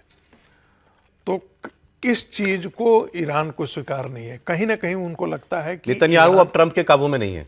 नेतन्याहू काबू में नहीं है। देखिए, काबू में तो इसलिए भी ये तो कहना थोड़ा सा अतिशयोक्ति होगी कि काबू में नहीं रहे, क्योंकि वाकई यदि ट्रस्टेड एलाई उनका है पश्चिम एशिया में तो वो अमेरिका ही है। बहुत चीजें अमेरिका पर वो डिपेंड करते हैं, लेकिन कई बातों पे सुनते नहीं, मानते नहीं बात। कई बातों में सुनते नहीं है, मानते नहीं है, और उसका बहुत बड़ा कारण है कि अमेरिकन एडमिनिस्ट्रेशन के अंदर अमेरिका के बड़े बड़े बिजनेसमैन और लॉबी जो है, ज्यूज लॉबी बहुत स्ट्रांग है अमेरिका के अंदर, और वो अमेरिकन एडमिनिस्ट्रेशन की डिसीजन मेकिंग को प्रभावित करता है। उसी पर नेतन्याहू की उम्मीद टिकी रहती है कि चाहे कुछ भी हो जाए, अमेरिका इजराइल से मुंह नहीं मोड़ेगा। ये परिवर्तन। दूसरी बात और भी है कि पश्चिमी एशिया में जो भी इस्लामिक ताकतें हैं उनको कंट्रोल करने के लिए एक पावरफुल कंट्री के रूप में इजराइल चाहिए। सर, वो सब ठीक मैं कह रहा हूं, लेकिन चलती लड़ाई के बीच में ये रुख बदला है अमेरिका का इजराइल को लेकर। हाँ, सार्वजनिक बयान आना वॉर के बीच में आ रहे हैं। उसकी वजह है ना कि नाखुशी है एक तो इजराइल का जो बिहेवियर हो रहा है, और जहां अमेरिका इसको खत्म करना चाहता है वॉर को, इजराइल अभी खत्म नहीं करना चाहता, तो वो बार बार उसका प्रेशर इस तरह से दिखाई देता है। तो उनको लगता है वेंस साहब को भी कि या ट्रंप साहब को भी कि भाई ये इससे कैसे काम चलेगा। और नेतन्याहू को पता है कि उसको जो टारगेट है, जो उसका अचीव करना है, वो जब तक नहीं होगा तब तक मैं इसको युद्ध को खत्म नहीं। कल आपने देखा नहीं कि नेतन्याहू ने कहा कि हम अपने बॉर्डर सिक्योर कर लेंगे। नेतन्याहू को छोड़कर नहीं जाएंगे, नेतन्याहू को छोड़कर वो कहीं नहीं जा सकते। अमेरिका दोनों का एक दूसरे के बाहर गुजारा नहीं है। गुजारा नहीं है। अगली खबर मैं आपको पाकिस्तान की बताता हूं। पाकिस्तान हर जगह से मार खा रहा है, हर जगह पिट रहा है। बलूचिस्तान में, खैबर पख्तूनख्वा में, वहां टीटीपी मारता है, और पीओके के लोग जो हैं, पीओके के लोग तो अब उस लकीर के आगे जा चुके हैं जिसके बाद आज़ादी है। वहां बस आज़ादी की मांग अब वो सीधे सीधे कर रहे हैं। मैं आपको एक बयान सुनाता हूं। रोज अब इनके हर स्टेटमेंट में ऐसा लगता है कि पीओके की जनता एक कदम और आगे बढ़ गई। अब इनका जैसे पाकिस्तान के साथ जो कुछ भी था वो टूटता जा रहा है, छूटता जा रहा है। एक बार उन्होंने पहले कहा था अब तुम हमारी रसद रोकोगे, हम जो इधर वाला कश्मीर है उनसे हम मदद मांगते हैं। अब उनका स्टेटमेंट ये आया है और ये पाकिस्तान को बहुत चुभ रहा होगा। एक तो ये कि ये 1-1.5 महीने से जितने भी वक्त से ये जॉइंट अवामी एक्शन कमेटी, इनके लोगों को पहले तो इन्होंने टेररिस्ट डिक्लेयर कर दिया, फिर लेकिन एक को पकड़ लिया तो दूसरा खड़ा हो जाता है नेता। अब वो लोग जबरदस्त प्रदर्शन कर रहे हैं। ये देखिए, गोलीबारी होती है, कई दर्जनों लोग मारे जा चुके हैं उनको। उसके बावजूद एक रात की तस्वीर मैंने देखी, रात भर जलसे चल रहे हैं। लोग मोबाइल की रोशनी लगा देते हैं, वो तस्वीर होगी तो दिखाइएगा जरा रात वाली, वो बहुत ही ज्यादा मतलब पावरफुल तस्वीर है वो। तो लोग, आम लोग, बच्चे, औरतें सब जो हैं इस मजमे में शामिल हैं। तो इसके बाद वो, हाँ ये तस्वीर मैं आपसे कह रहा हूं, इसको देखिए जरा, इसका साउंड भी दीजिए।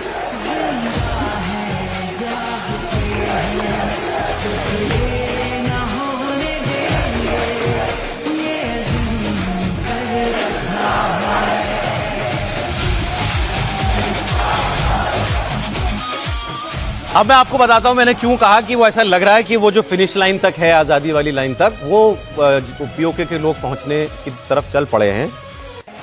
किसी भी आप पीओके के आदमी से बात करते, मैंने तो नहीं की कभी, लेकिन फिर जो उनको सुनते हैं स्टेटमेंट्स, वो क्या कहते हैं? Kashmir is a disputed territory, Kashmir का फैसला होना चाहिए भारत, पाकिस्तान और कश्मीर के बीच में। वो ये लाइन देते हैं आपको। वो रैली के अंदर आदमी कह रहा है, अमन खान आजकल वही लीडर है इनके, वो कह रहे हैं कि ये डिस्प्यूटेड टेरिटरी नहीं है, ये ऑक्यूपाइड टेरिटरी है। हम विवादित भूमि पे नहीं है, हमारी भूमि ये कब्जाई हुई है, इस पर पाकिस्तान का कब्जा है। बहुत फर्क, बड़ा स्टैंड में बदलाव नहीं है। सुनिए, ये मुतनाज़ा नहीं है, ये मकबूजा इलाका है, ये मकबूजा इलाका है, इस पर कब्जा है, इस पर जबरी कब्जा है।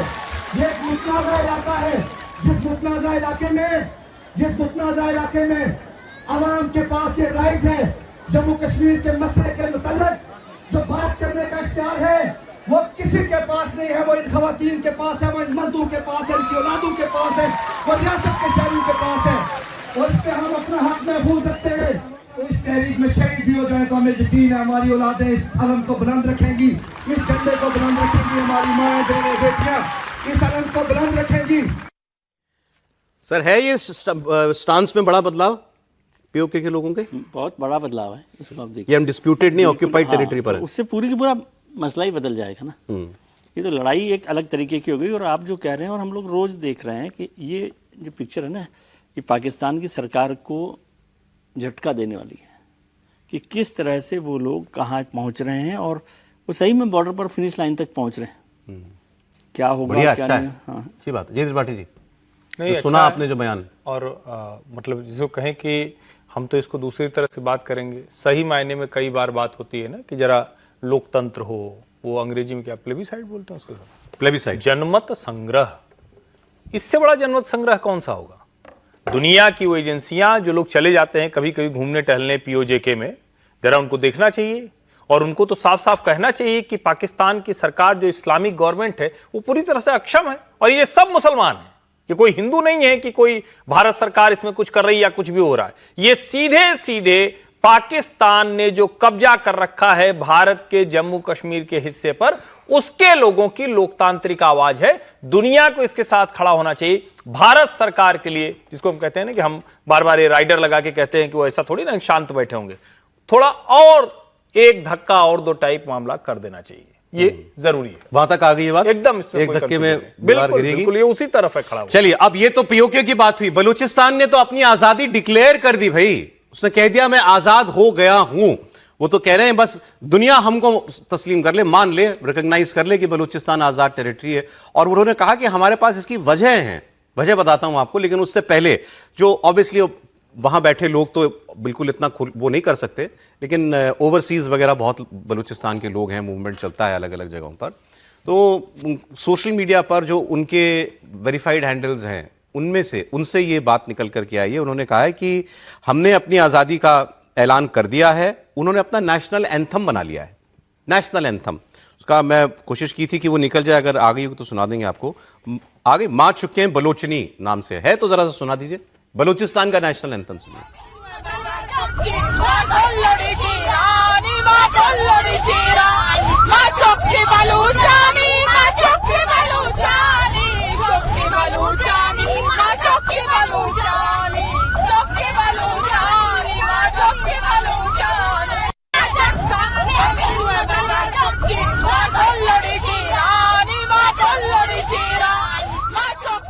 कुछ लड़कियां बच्चियां गा रही हैं अपना नेशनल एंथम बलूचिस्तान का। उन्होंने झंडा तो पहले ही बना लिया था अपना, तो झंडा है उनके पास, राष्ट्रगान है, करेंसी बना दी है, उसका नाम है बलोची फलूस। फलूस जैसे हमारा रुपया, तो उन्होंने फलूस बनाया, करेंसी बना दिया। और वो करेंसी वो कह रहे हैं 85% टेरिटरी बलूचिस्तान की, उन्होंने कहा ये पाकिस्तान के कब्जे से आजाद है। 85% वो दावा कर रहे हैं कि ये बलूची लोगों की सेल्फ रूल में है। पाकिस्तान सरकार का यहां कोई झंडा निशान 85% बलूचिस्तान में नहीं दिखता। वो क्वेटा के आसपास के इलाकों में नजर आता है, इसके अलावा और कहीं नजर नहीं आता। और इसलिए वो ये कह रहे हैं कि अभी इन टेरिटरी में उन्होंने अपना रुपया बांटा है। ये फलूस जो है वो छाप करके बांटना वाटना शुरू कर दिया है उन्होंने। उनके वहां पर वो थाने नहीं चलने देते, थाने जला देते हैं, वो बैंक नहीं खुलने देते। मतलब पाकिस्तान की सरकारी तंत्र का जहां से भी कुछ एक निशान हो उसको जला दो। कोयला की खदानों पे कब्जा कर लिया। हाँ, सर, आगे खदानें उनकी आ गई है सर। 12 कोयला के खदान, कोयले की खदान उन्होंने अपने कब्जे में कर लिए। तांबे की जो खदान है वो उनके कब्जे में आ गई है। जो गैस संयंत्र है वो उनके कब्जे में आ गए। 150 गैस फील्ड और 1200 ऑपरेशनल कोल माइन पूरा कब्जे में आ गया। बोले इसको हम चलाएंगे और हम दूसरे देशों को भेजेंगे। और जिस तरीके से उन्होंने घोषणा की, और 5 लाख लोग के उन्होंने अपने आप को तैयार कर लिया। उन्होंने कहा कि भाई हमारे पास बड़े लड़ाकू विमान नहीं है, हमारे पास ड्रोन नहीं है, हमारे पास एडवांस मिसाइल नहीं है, लेकिन हमारे पास बलूच लोगों की हिम्मत और ताकत है जिसके दम पर हमने कब्जा किया। चलिए ये भी कह लेते हैं कि ये कुछ एग्जैजरेटेड दावे होंगे, मान लेते हैं, ऐसा तो बिल्कुल नहीं होगा, लेकिन फिर भी इस दिशा में चल पड़ना, कर लेना। भाई अपनी करेंसी छाप के बांट रहे हो, मान लो उनको मान्यता मिलना चाहिए, कम से कम भारत सरकार ने उनको मान्यता देना चाहिए, सपोर्ट करना चाहिए। और दुनिया के तमाम देश बलूचिस्तान को मान्यता दे, सपोर्ट करे। और ये पाकिस्तान के वहां जो तानाशाही चल रही, जहां जिस तरीके से कत्लेआम हो रहा है, इसको दुनिया रखे, दुनिया के मानवाधिकार की जो बात करते हैं वो वहां आकर पाकिस्तान को बताए कि भाई तुम्हारी यहाँ दादागिरी नहीं चलेगी, वो अब स्वतंत्र देश हो। एक इंपॉर्टेंट बात, ये BLA वाले करते हैं, बलोच लिबरेशन आर्मी वाले, तो एक तो ये जिस शहर पे चाहे कब्जा करते हैं अपनी मर्जी से। अब उनके पास इतने लोग नहीं है तो वो उसको कब्जाए रख नहीं पाते, तो छोड़ना पड़ जाता है। लेकिन वो जब चाहते हैं कब्जा कर लेते हैं, जब चाहते हैं सिपाहियों को मारते हैं, जब चाहते हैं फौजियों को मारते हैं, और दर्जनों मारे हैं अभी एक हफ्ते के अंदर।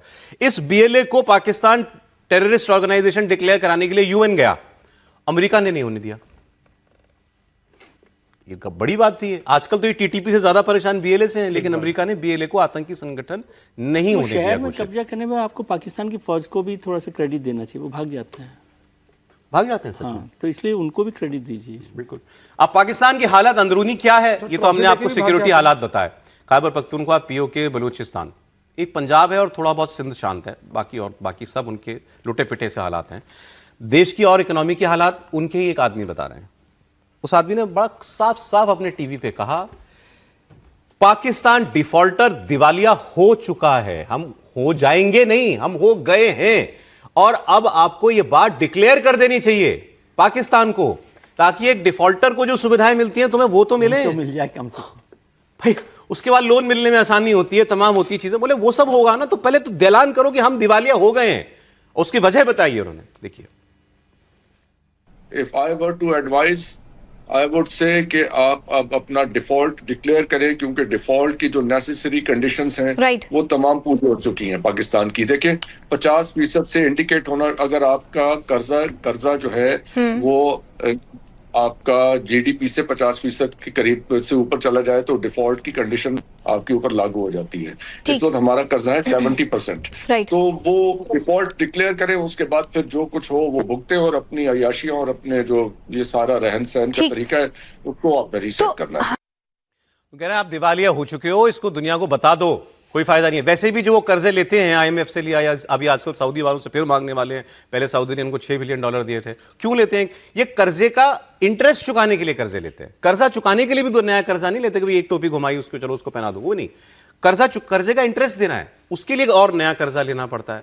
एक कंपैरिजन के लिए, वैसे करना नहीं चाहिए मुझे, फिर भी आपको अंदाजा लगे, उन्होंने कहा अगर 50% GDP का एक्सटर्नल डेट हो जाए, विदेशी कर्जा, तो आदमी डिफॉल्टर हो जाता है। आपके ऊपर तो 70% GDP का कर्जा है एक्सटर्नल डेट। भारत का कितना है? 18%।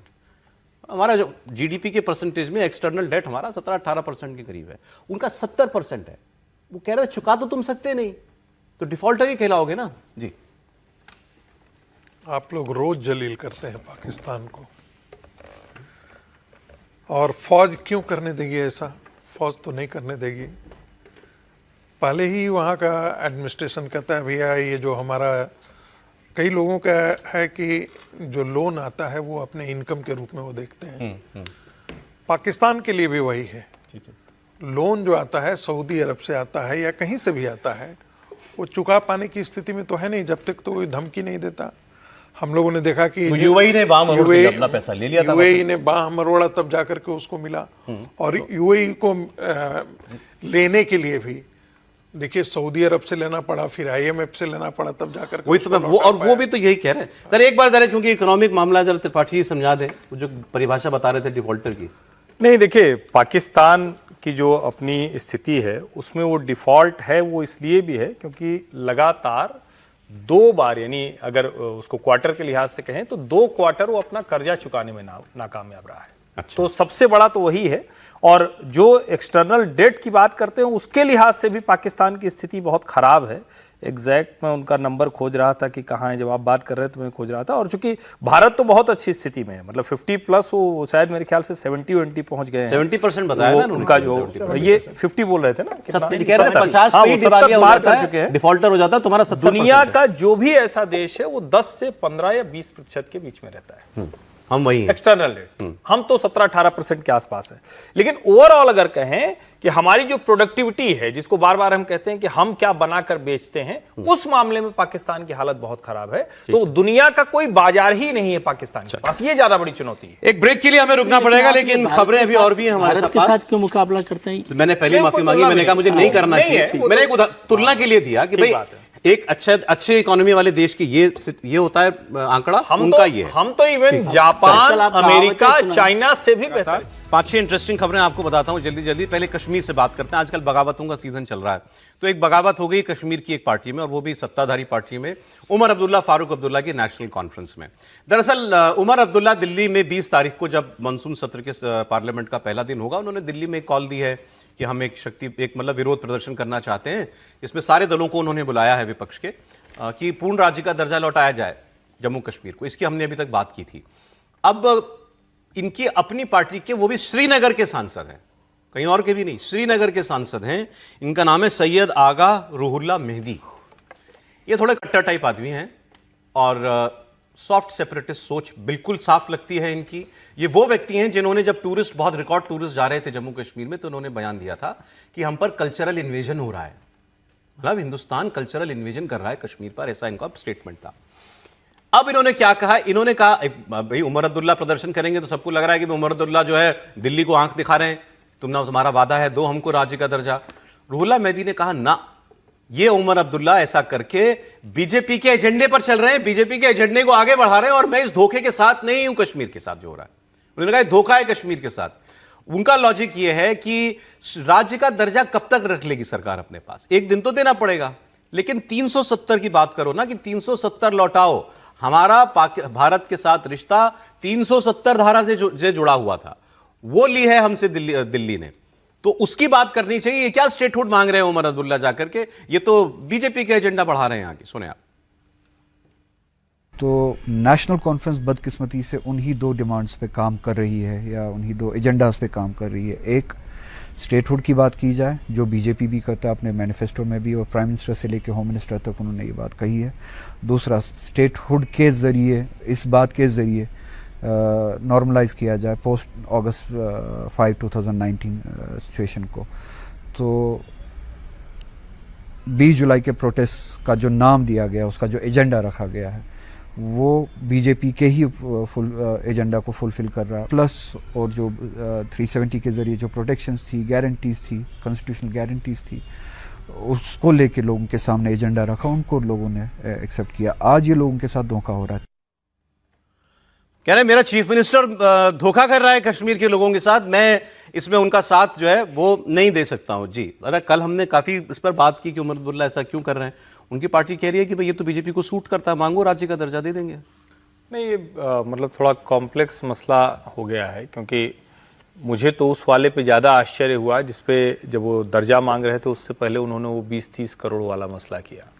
तो एक तरह से कहें कि जम्मू कश्मीर में क्या कुछ चल रहा है वो थोड़ा सा कंफ्यूजिंग ज़्यादा हो गया है, क्योंकि उमर अब्दुल्ला जो कुछ कर रहे हैं वो क्या सचमुच जो वो कह रहे हैं वही कर रहे हैं या कुछ और कर रहे हैं। क्योंकि मैं इससे सहमत नहीं होता हूं कि उन्होंने बिना सोचे समझे वो बयान दे दिया होगा कि 20-30 करोड़, फिर उसके बाद वो जिस तरह का धरना देने की बात कर रहे हैं, विधायकों को खरीदने वाला जो उनके विधायक, तो मुझे लगता है कि कुछ जम्मू कश्मीर में कुछ है जो अलग चल रहा है, और हो सकता है कि उसकी भनक उनको लगी हो कि ये कुछ दूसरे तरह की चीजें हैं जो हो सकती हैं, और शायद उसको लेके वो अपनी पोजीशनिंग कर रहे हैं। मेरा सवाल, वो आप ठीक कह रहे हैं कि कुछ तो चीजें, कुछ तो हो रहा है कश्मीर के अंदर, पॉलिटिकल चर्निंग जो है, लेकिन क्या उमर अब्दुल्ला जैसी पार्टी जो है और जो वहां की सबसे मेन स्ट्रीम पार्टी आप ऐसे कह सकते हैं, बाकी नेशनल पार्टी बीजेपी और जम्मू, लेकिन लोकल सबसे मजबूत पार्टी जो है वो वही है वहां की, क्या उन्होंने अब ये 370 को उन्होंने भी तिलांजलि दे दी, एक्सेप्ट कर लिया कि 370 तो गया? वो तो देखिए पहले भी कह, तो बहुत पहले वो तो पहले भी उन्होंने कहा कि अब वो नहीं होगा, तो इसी पर वो स्टेटहुड पर लगा, मतलब आज पहली बार नहीं हो रहा, ये तो उन्होंने इलेक्शंस के बाद सांसद आज बोला ना कि ये तो धोखा कर रहे हैं, सांसद बोला होगा, लेकिन फारूक ये उमर अब्दुल्ला साहब तो इससे कन्विंस हैं कि भाई अब वो तो वापसी। दूसरी बात बताइए, जो चीज उमर अब्दुल्ला, फारूक अब्दुल्ला समझ रहे हैं वो कांग्रेस क्यों नहीं समझ पा रही? अब मैं कांग्रेस का बयान दिखाता हूं आपको, सैफुद्दीन सोज, सैफुद्दीन सोज का बयान सुना दीजिए जरा। सैफुद्दीन सोज कह रहे हैं कि वो भी यही कह रहे हैं कि स्टेटहुड क्या होता है, मिल ही जाएगा, 370 की बात करो ना। हमारा मसला स्टेटहुड का नहीं है। स्टेटहुड कौन छीन सकता है? क्या कयामत तक यूनियन टेरिटरी इसको कोई बना सकता है? वजीर आजम हो या वजीर दाखिला हो, कोई जम्मू कश्मीर रियासत को यूनियन टेरिटरी नहीं बना सकता। ये टेम्परेरी चीज है। हमारा असल मसला अंदरूनी दाखिली खुद मुख्तारी है, और जम्मू कश्मीर के लोगों को 370 की बहाली के लिए लड़ना चाहिए।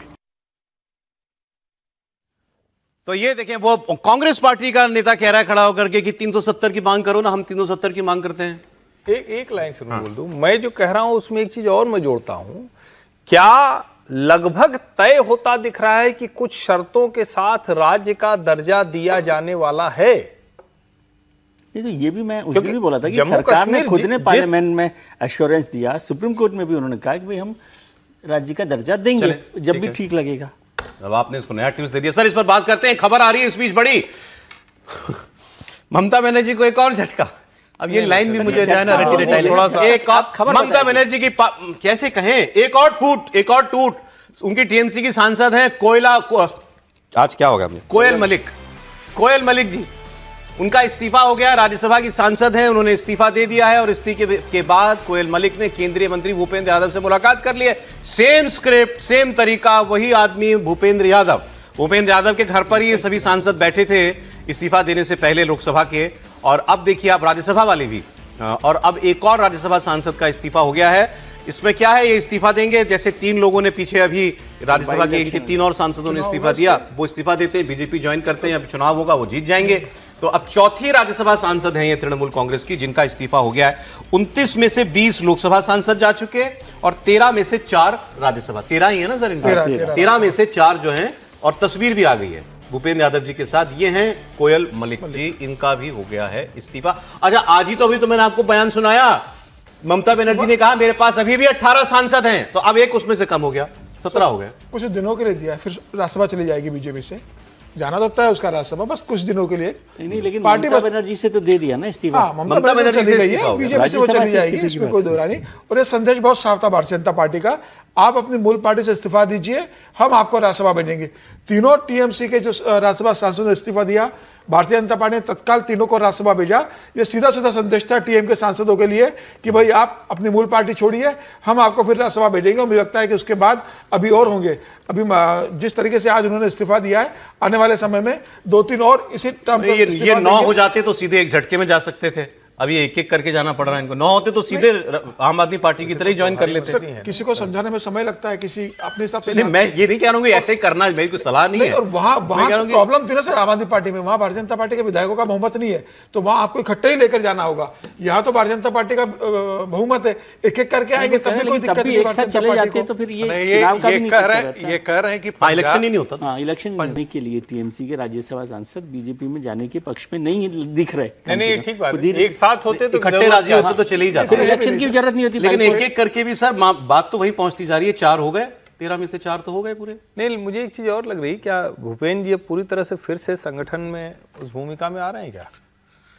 मतलब ये ठीक है, वैसे तो प्रभारी मंत्री हैं और बड़े महत्वपूर्ण हैं, उसको वैसे कहिए ना जैसे कहना चाहिए। नहीं, मैं तो वैसे ही डिमोशन होगा भूपेंद्र जी का, आप ये कह रहे हो? नहीं, लेकिन 10 साल पहले संगठन राष्ट्रीय अध्यक्ष बनने की दौड़ में था, राष्ट्रीय अध्यक्ष तो बनेंगे नहीं, संगठन में जाएंगे तो महासचिव बनाओगे। महासचिव ही बनेंगे। 10 साल पहले जो केंद्रीय मंत्री ना रह करके अब संगठन में, लेकिन ये तो पार्टी कई बार भूमिका तय करती है। Anyway, let's stick to TMC. वो तो क्योंकि उसका भरोसा नहीं ना, आप क्या बात करोगे मोदी शाह क्या करने वाले हैं? टीएमसी पर आप क्यों बात करना चाहते हैं? कल की बात कितनी तो अच्छी बात थी, आप कश्मीर पर बात कर रहे थे। आप कश्मीर पर बात आप चारों में से किसी की थोड़ी सी भी सहानुभूति ममता बनर्जी के साथ? ये मैं सीरियस सवाल पूछ रहा हूँ। किसी की नहीं, एक मिनट, क्या ये ममता बनर्जी के साथ भी गलत हुआ? नहीं, आप लोग कोई मत इसका उत्तर दीजिए। आपकी सहानुभूति है? सर बुरा तो लगता ही है भाई, ऐसे जाएंगे लोग छोड़ छाड़ के। दर्शकों के लिए बोल रहे हैं या आप हृदय से बोल रहे हैं कि ममता बनर्जी के लिए सहानुभूति है?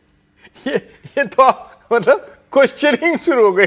वो क्या कहते हैं, डेविल्स एडवोकेट बन गया। कभी ऐसा निकला नहीं है, ऐसी आवाज निकली नहीं है ममता बनर्जी के लिए जिसमें लगा हो कि सहानुभूति हो थोड़ी बहुत। अरे ममता बनर्जी के साथ क्यों सहानुभूति होगी?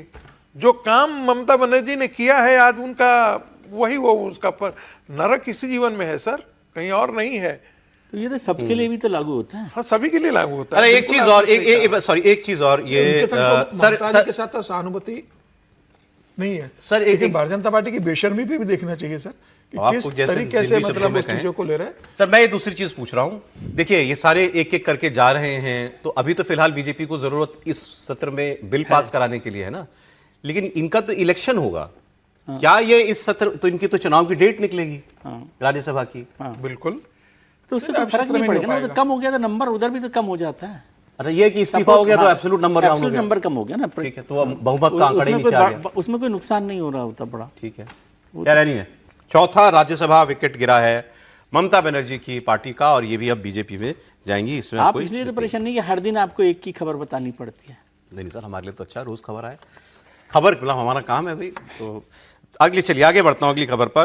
पहले बयान, फिर बताएंगे क्या हो रहा है। मैं आपको वसुंधरा राजे का एक बयान सुनवाने जा रहा हूं, वो उसको निकाल लीजिएगा। अब वसुंधरा राजे क्या कह रही हैं पहले ये सुनिए, तो आपको थोड़ी दिलचस्पी बनेगी कि इन्होंने ऐसा क्यों कहा होगा। एक शायर के शब्द हैं बशीर बद्र के, उन्होंने शेर तो नहीं सुनाया लेकिन लगभग वही बात उन्होंने कह दी है। वो क्या होता था, प्रोज एंड गद्य और पद्य वाली बात जो होती है, पोइट्री एंड प्रोज। पोइट्री में नहीं बोला, प्रोज में बोल दिया उन्होंने कि दुश्मनी जम के करो लेकिन इतनी गुंजाइश रखो जब आमने सामने आ जाए तो ठीक ही लगे। सही भी है, मैं समझती हूँ कि दुश्मनी तो जम के करो भाई, परंतु थोड़ी सी खिड़की छोड़ दो, थोड़ी सी गुंजाइश छोड़ दो, ताकि जब कभी हम लोग एक दूसरे के सामने आ जाते हैं तो हमको शर्मिंदा ना होना पड़े। इतनी तो आप लोगों को रखने की जरूरत है। अब ये किसके लिए कह रही थी? ये अपनी पार्टी के लिए कह रही थी, अपने नेताओं के बीच में खड़े होकर के कह रही थी, या किसी और के लिए कह रही थी? बता देता हूं आपको। ये राजस्थान की विधानसभा में बोल रही थी, जहां 75 वर्ष विधानसभा के पूरे होने के मौके पर सारे विधायक, पूर्व विधायक सबको बुलाया गया था, और वहां उन्होंने इस बात को कहा। तो हो सकता है कि ये कांग्रेस और बीजेपी के नेताओं को एक दूसरे के लिए ज्ञान दे रही थी वो कि भाई दुश्मनी जम करके करो, लेकिन इतना व्यवहार रखो कि आमने सामने पड़ने पर शर्मिंदा ना होना पड़े। क्या वसुंधरा राजे जी ने ऐसा व्यवहार रखा? तो चीफ मिनिस्टर रही हैं कई बार। क्या वसुंधरा राजे जी के कांग्रेस में या अपनी पार्टी के अंदर संबंध नेताओं के साथ ऐसे हैं कि शर्मिंदगी ना होती हो उनको किसी से भी बात करने में? देखिए, शर्मिंदगी वाली जो लाइन है ना, बड़ी बारीक है। आप बहुत टफ एडमिनिस्ट्रेटर के तौर पर होते हैं, टफ लीडर के तौर पर होते हैं, तो आप क्या करते हैं? आप नेताओं को थोड़ा सा कटाई करते हैं ना, छटाई करते हैं, तभी तो ऊपर बढ़ते हैं। वसुंधरा जी जब तक रहीं तब तक उनका एक छत्र राज था, उनके आगे कोई नेता पनप नहीं पाया। कहा यह जाता था कि मोदी शाह के होते हुए भी वसुंधरा को हटाना असंभव है। वसुंधरा अपनी मर्जी से आती थी, अपनी मर्जी से जाती थी। जो रजवाड़े वाला, वो विरासत वाला ठाठ होता था, वो रहा। आज वो ये कह रही हैं, क्योंकि अब वो मुख्यमंत्री नहीं है, उस तरह से भूमिका में आज कहना आसान है, आज विधायक भी नहीं है, आज वो बताने के लिए ठीक है, लेकिन हो सकता है कि वो किसी को संदेश भी दे रही हो। अब जिसको संदेश दे रही हैं वो अपने हिसाब से समझेगा कितनी गुंजाइश छोड़। किसको? नहीं, जाहिर है वो संदेश तो आप राजनीति में है तो अपने जो कंटेम्प्रेरी होते हैं उन्हीं को दे रहे होते हैं। अब कोई स्पेसिफिक, चूंकि मामला मुझे नहीं पता कि अभी क्या हुआ, लेकिन उनकी पीड़ा तो बहुत है। मुख्यमंत्री नहीं बनी, उनको उस तरह की भूमिका नहीं मिली, तो ये एक संकट तो है। केंद्रीय बेटे को मंत्रिमंडल में जगह नहीं शामिल किया गया। चलें, अगली खबर बताता हूं आपको। वैसे ये भी ये वो खबर भी आप वसुंधरा जी के बयान से जोड़ करके देख सकते हैं। आजम खान की बात कर रहे हैं। अब आजम खान जी के साथ क्या क्या नहीं हुआ। जेल गए, कई साल, 1.5 2 साल जितने रहे, बाहर लौटे, थोड़े दिन ही कमर सीधी हो पाई थी, फिर जेल भेज दिए गए। अब उनका एक ड्रीम प्रोजेक्ट था, रामपुर में उन्होंने यूनिवर्सिटी बनाई थी, जौहर यूनिवर्सिटी। बहुत बड़ी यूनिवर्सिटी है, बहुत बड़ा कैंपस है उसका, लेकिन वो कभी पनप नहीं पाई, क्योंकि आजम, जब तक यूनिवर्सिटी पूरी होती उतने में आजम खान सरकार चली गई और आजम खान जी जेल चले गए। कितनी बड़ी यूनिवर्सिटी है, इसको ऐसे समझिए, 40 इमारतें हैं इसमें। इमारतों का साइज आपको देख ही रहे हैं टीवी पर। 40 ऐसी बिल्डिंग्स हैं जिनमें से 38 इमारतों को रामपुर विकास प्राधिकरण ने अवैध घोषित कर दिया है कि इनके नक्शे पास नहीं है। अब जो है ये इमारतें जो अवैध घोषित हो गई तो गिराई भी जाएंगी। और आप सोचिए, एक यूनिवर्सिटी 40 में से 38 बिल्डिंग्स अगर गिरा दी जाएंगी तो बचेगा क्या? यूनिवर्सिटी तो खत्म हो गई। तो इस पर अब जो है पॉलिटिक्स हो रही है। असदुद्दीन ओवैसी भी इस पर बोले, उन्होंने कहा कि जौहर यूनिवर्सिटी पर सिर्फ इसलिए कार्रवाई कर रहे हैं कि इसको आजम खान ने बनाया था और कोई अपराध यहां नहीं हुआ है, सिर्फ इतना ही हुआ है कि इनके साथ हुआ। यूनिवर्सिटी को 15 दिन का समय दिया गया प्राधिकरण की तरफ से कि इन इमारतों को आप गिरा दें, नहीं तो फिर बुलडोजर आएगा और फिर उसको गिराएगा भी और खर्चा भी यूनिवर्सिटी को देना पड़ेगा। मार्च 2017 में बीजेपी सरकार बनने के बाद जौहर यूनिवर्सिटी पर लगातार कार्रवाई जारी है। और आजम खान की जहां तक बात है तो 90 मामले हैं उनके ऊपर, और उसमें से 30 इसी यूनिवर्सिटी से जुड़े हुए कि कहां कहां कुछ गलत हुआ है, तो वो 30 तो है इससे ही जुड़े हुए हैं। अब ये सवाल है कि यूनिवर्सिटी तो बन गई, अब इन 38 यूनिवर्सिटियों को गिरा दिया जाए, 38 इमारतों को, या फिर इनसे काम लिया जाए। किसी का भी पैसा लगा, बना के तो खड़ा कर दिया ना। अब आप कागज पे नहीं है, नक्शा पास नहीं, तो गिरा दें इसको या यूनिवर्सिटी चलाओ। ये इस पर हम लोग बात करें। जी बताइए सर। मैं बताऊं, ये मतलब 38 इमारतें हैं जो बनाई है, ये आजम खान का मतलब ड्रीम प्रोजेक्ट है। और ये सब 38 इमारतें दुनिया की जो सबसे बेहतरीन इमारतें आप समझते हैं, जिनको आप याद करें, वो व्हाइट हाउस हो, वो पार्लियामेंट हो, वो यूएन बिल्डिंग, हाँ ताजमहल का बीच में ताजमहल हो, वो सारी बिल्डिंगों के डिजाइन पर बनी हुई है। हर इमारत एक नई डिजाइन की। बड़ी खूबसूरत सी बिल्डिंग दिख रही थी, यही बिल्डिंग अच्छी है। हाँ, काफी अच्छी बिल्डिंग्स बनी। तो मैं कह रहा हूँ, नहीं सब जो है ना, एक खास इमारत को मतलब डिजाइन देखी भी है जाकर के? मैं देखिए पूरी यूनिवर्सिटी। ये देखिए ना, ये बिल्डिंग देखिए ना। हाँ, ये तो अमेरिका की किसी व्हाइट हाउस है ना। व्हाइट हाउस, हाँ, ये व्हाइट हाउस है सर। ये तो क्या ये गिरा देनी चाहिए? मान लीजिए मैं मान रहा हूँ कि इसमें कोई इरेगुलरिटी हुई है, क्या गिरा दें? मैं नहीं समझता कि गिरा देनी चाहिए, क्योंकि यूनिवर्सिटी है, वहां पर सरकार यदि उसको कब्जे में भी ले सकती है, उसको वो करे और उस पर काम करे, यूनिवर्सिटी को ही चलाए वहां पर। रामपुर में अच्छी जगह है, उस पर काम करे। इसको तोड़वाने से क्या फायदा? बताइए प्रोफेसर साहब। और अवैध इमारतें गिरानी है तो देश में बहुत। भाई कैंपस तो यूनिवर्सिटी का ही है ना। कैंपस यूनिवर्सिटी का है, कैंपस के अंदर ही तो है ना बिल्डिंग। देखिए, है तो अवैध ही ना, और बिना सरकार के परमिशन से वो बनाई गई थी। मज़ेदार बात है कि जो इन्होंने चुना भी किसको, किस आइकन को चुना, हालांकि वो इंडियन नेशनल प्रेसिडेंट रह चुके वो 1923 में, लेकिन वो घोर मुस्लिम लीगी था। किसकी बात कर रहे हैं? जौहर। जौहर। अरे अब जौहर, मौलाना जौहर। हाँ, घोर मुस्लिम लीगी था, खिलाफत मूवमेंट के साथ रहा था और पाकिस्तान के पक्ष में काम करने वाला व्यक्ति था जी। तो आजम खान को नाम भी मिला, तो एक ऐसे व्यक्ति का नाम मिला जो शुद्ध रूप से मुस्लिम लीगी था। अब स्वाभाविक है कि जब उनकी सत्ता थी तो उन्होंने बना लिया, इसमें जमीन अवैध कब्जा भी किया हुआ है। अब जाकर के सरकार को लगा कि नहीं, जो अवैध कब्जे हैं, अवैध निर्माण है, तो पहले इनकी बाउंड्री वगैरह भी तोड़ी गई थी, दरवाजा तोड़ा गया, दरवाजा तोड़ा गया, गेस्ट हाउस टाइप कुछ बनाया गया था, गेस्ट हाउस बहुत सुंदर था। तो उसके भी हम लोगों ने कहानी कुर्सी में चर्चा की थी कि काहे को तोड़ दिया जी। हम लोगों को रहने के लिए। फिर वो शहर से बाहर था और बड़ा दूर था, यूनिवर्सिटी से दूर बनाया गया था, और उसमें भी फंड के घपले की बात आई थी। आप कह रहे हैं कि गिरान इलीगल है तो गिराएं? ठीक है, बिल्कुल गिरा देना चाहिए। चाहिए। एक छोटी सी लाइन आप भी बोल लीजिए इस पर। रामपुर छोटी सी जगह है, इतना तो एडमिनिस्ट्रेशन के पास संपत्ति और इतनी बिल्डिंग नहीं होगी। बेहतर हो कि इसको कब्जा कीजिए और रामपुर के लोगों के लिए बेहतर, जो भी आप समझें, जो सरकार को ठीक लगे, लेकिन बिल्डिंग गिराने के बजाय उसका सदुपयोग कीजिए। सब जनता का पैसा लगा है इसमें। बिल्कुल बिल्कुल सही, बिल्कुल सही। अब अगली खबर देखिए, आपको बताता हूं कि यूनिवर्सिटी से यूनिवर्सिटी जुड़ रही है। दिल्ली लखनऊ में बहुत बड़ा मेडिकल कॉलेज है, किंग जॉर्ज मेडिकल यूनिवर्सिटी कहते हैं, अब तो यूनिवर्सिटी हो गई ना, KJMU। तो KJMU में एक विवाद हो गया समीर जी। विवाद क्या है? विवाद बड़ा छोटा सा विवाद है, लेकिन बड़ा बनता जा रहा है। KJMU प्रशासन ने वहां जितनी हॉस्टल्स की मेस हैं, सब मेस में नॉन वेजिटेरियन खाना बैन कर दिया है कि नॉन वेज खाना नहीं मिलेगा। तो इसको लेकर के विवाद हुआ। कांग्रेस पार्टी के जो प्रभारी हैं वहां करके गौतम साहब, उन्होंने भी स्टेटमेंट दिया कि साहब ये तो अब क्या सरकार ही बताएगी क्या खाएगा आदमी, ये सरकार तय करेगी। फिर वही विवाद बार बार बीजेपी सरकार में चलता है। लेकिन क्या वजह है ये आप सुनेंगे ना तो थोड़ा आपको भी लगेगा कि भाई बात तो करें इस पे। जो वाइस चांसलर हैं वहां की, उनकी बात आप सुनिए। 7,000 बच्चे पढ़ते हैं यहाँ, 7,000 बच्चे। आप कह रहे हैं सब वेज खाएंगे। आप सुनिए क्या है यूनिवर्सिटी का रुख क्या है इस पे। हमारी कंट्री में गर्मी कितनी होती है, हाइजीन मेंटेन करना नॉन वेज फूड में मुश्किल है जब मास स्केल पे होता है। नंबर 2, पूरा जिसे कहते हैं वर्ल्ड वेजिटेरियन फूड पे आ रहा है, बिकॉज वेजिटेरियन फूड एक हेल्दी फूड है। इससे जो संभावना होती है for having gastrointestinal cancer, specially colonic cancers, आप देखते होंगे कि बहुत कम होती है। तो पूरा वर्ल्ड अब वेजिटेरियन फूड पे आ रहा है। तो ये सुझाव और ये उनकी जो सजेशन है ये बहुत ही पॉजिटिव है। किसका सजेशन बता रही थी डॉक्टर साहिबा? गवर्नर साहिबा का। आनंदीबेन पटेल जी यूपी की गवर्नर, वो आई थी दौरे पर और उनका ये सुझाव था कि वेज खिलाओ बच्चों को, क्यों नॉन वेज खिलाते हो।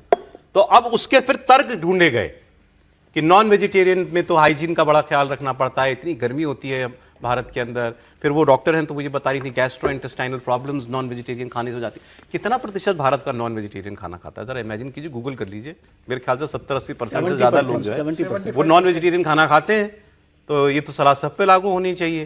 तो ये बेसिकली गवर्नर साहिबा के आने के बाद उनका सुझाव था। अब वो लोग कह रहे हैं वो गुजरात से हैं, गुजरात में लोग नहीं खाते ज्यादा लोग नॉन वेज, उनको ये ठीक लगा, उन्होंने सुझाव दे दिया और यूनिवर्सिटी ने सुझाव को आदेश मान लिया और लागू भी कर दिया। जी सर, मैं तो समर्थन करूंगा, मैं तो नॉनवेज नहीं खाता हूं, तो मैं तो कहूंगा कि भाई नॉनवेज ना मिले। मैं भी नहीं खाता, लेकिन बात अतार्किक है। लेकिन अगर कॉलेज के अंदर व्यवस्था, अगर वाइस चांसलर चाहते हैं कॉलेज के अंदर करना, तो मुझे लगता है कि छात्रों को इस बारे में बताया जाता है, अवेयरनेस किया जाता है कि भाई नॉनवेज से क्या क्या नुकसान होते हैं, वेज कितना बेहतर है, उनको तैयार किया जाता है। सही या गलत? और मुझे लगता है कि ठीक है अगर किया है, ठीक है, लेकिन ये तो नहीं कहा कि आप बाहर नहीं खा सकते, आप कैंपस के बाहर जाके खा लो। नहीं, ये भी कहा गया है कि आप बाहर खा सकते हो, करके खा सकते हैं। तो क्या दिक्कत है उसके अंदर? आप बाहर खा सकते हो, आप रूम में लाके खा सकते हो। दिल्ली यूनिवर्सिटी के मेस में नॉनवेज मिलता है कि नहीं मिलता है? मिलता है। फिर दिल्ली यूनिवर्सिटी के बच्चे को जायज है, उनके बच्चे को जायज है। लेकिन बैन भी नहीं किया है ना सर, ये भी नहीं कहा कि आप रूम में लेकर नहीं आ सकते, आप रूम में लेकर खाइए। नहीं, मुझे लगता है ये वहां नहीं गई थी अभी बंगाल के इलेक्शन में।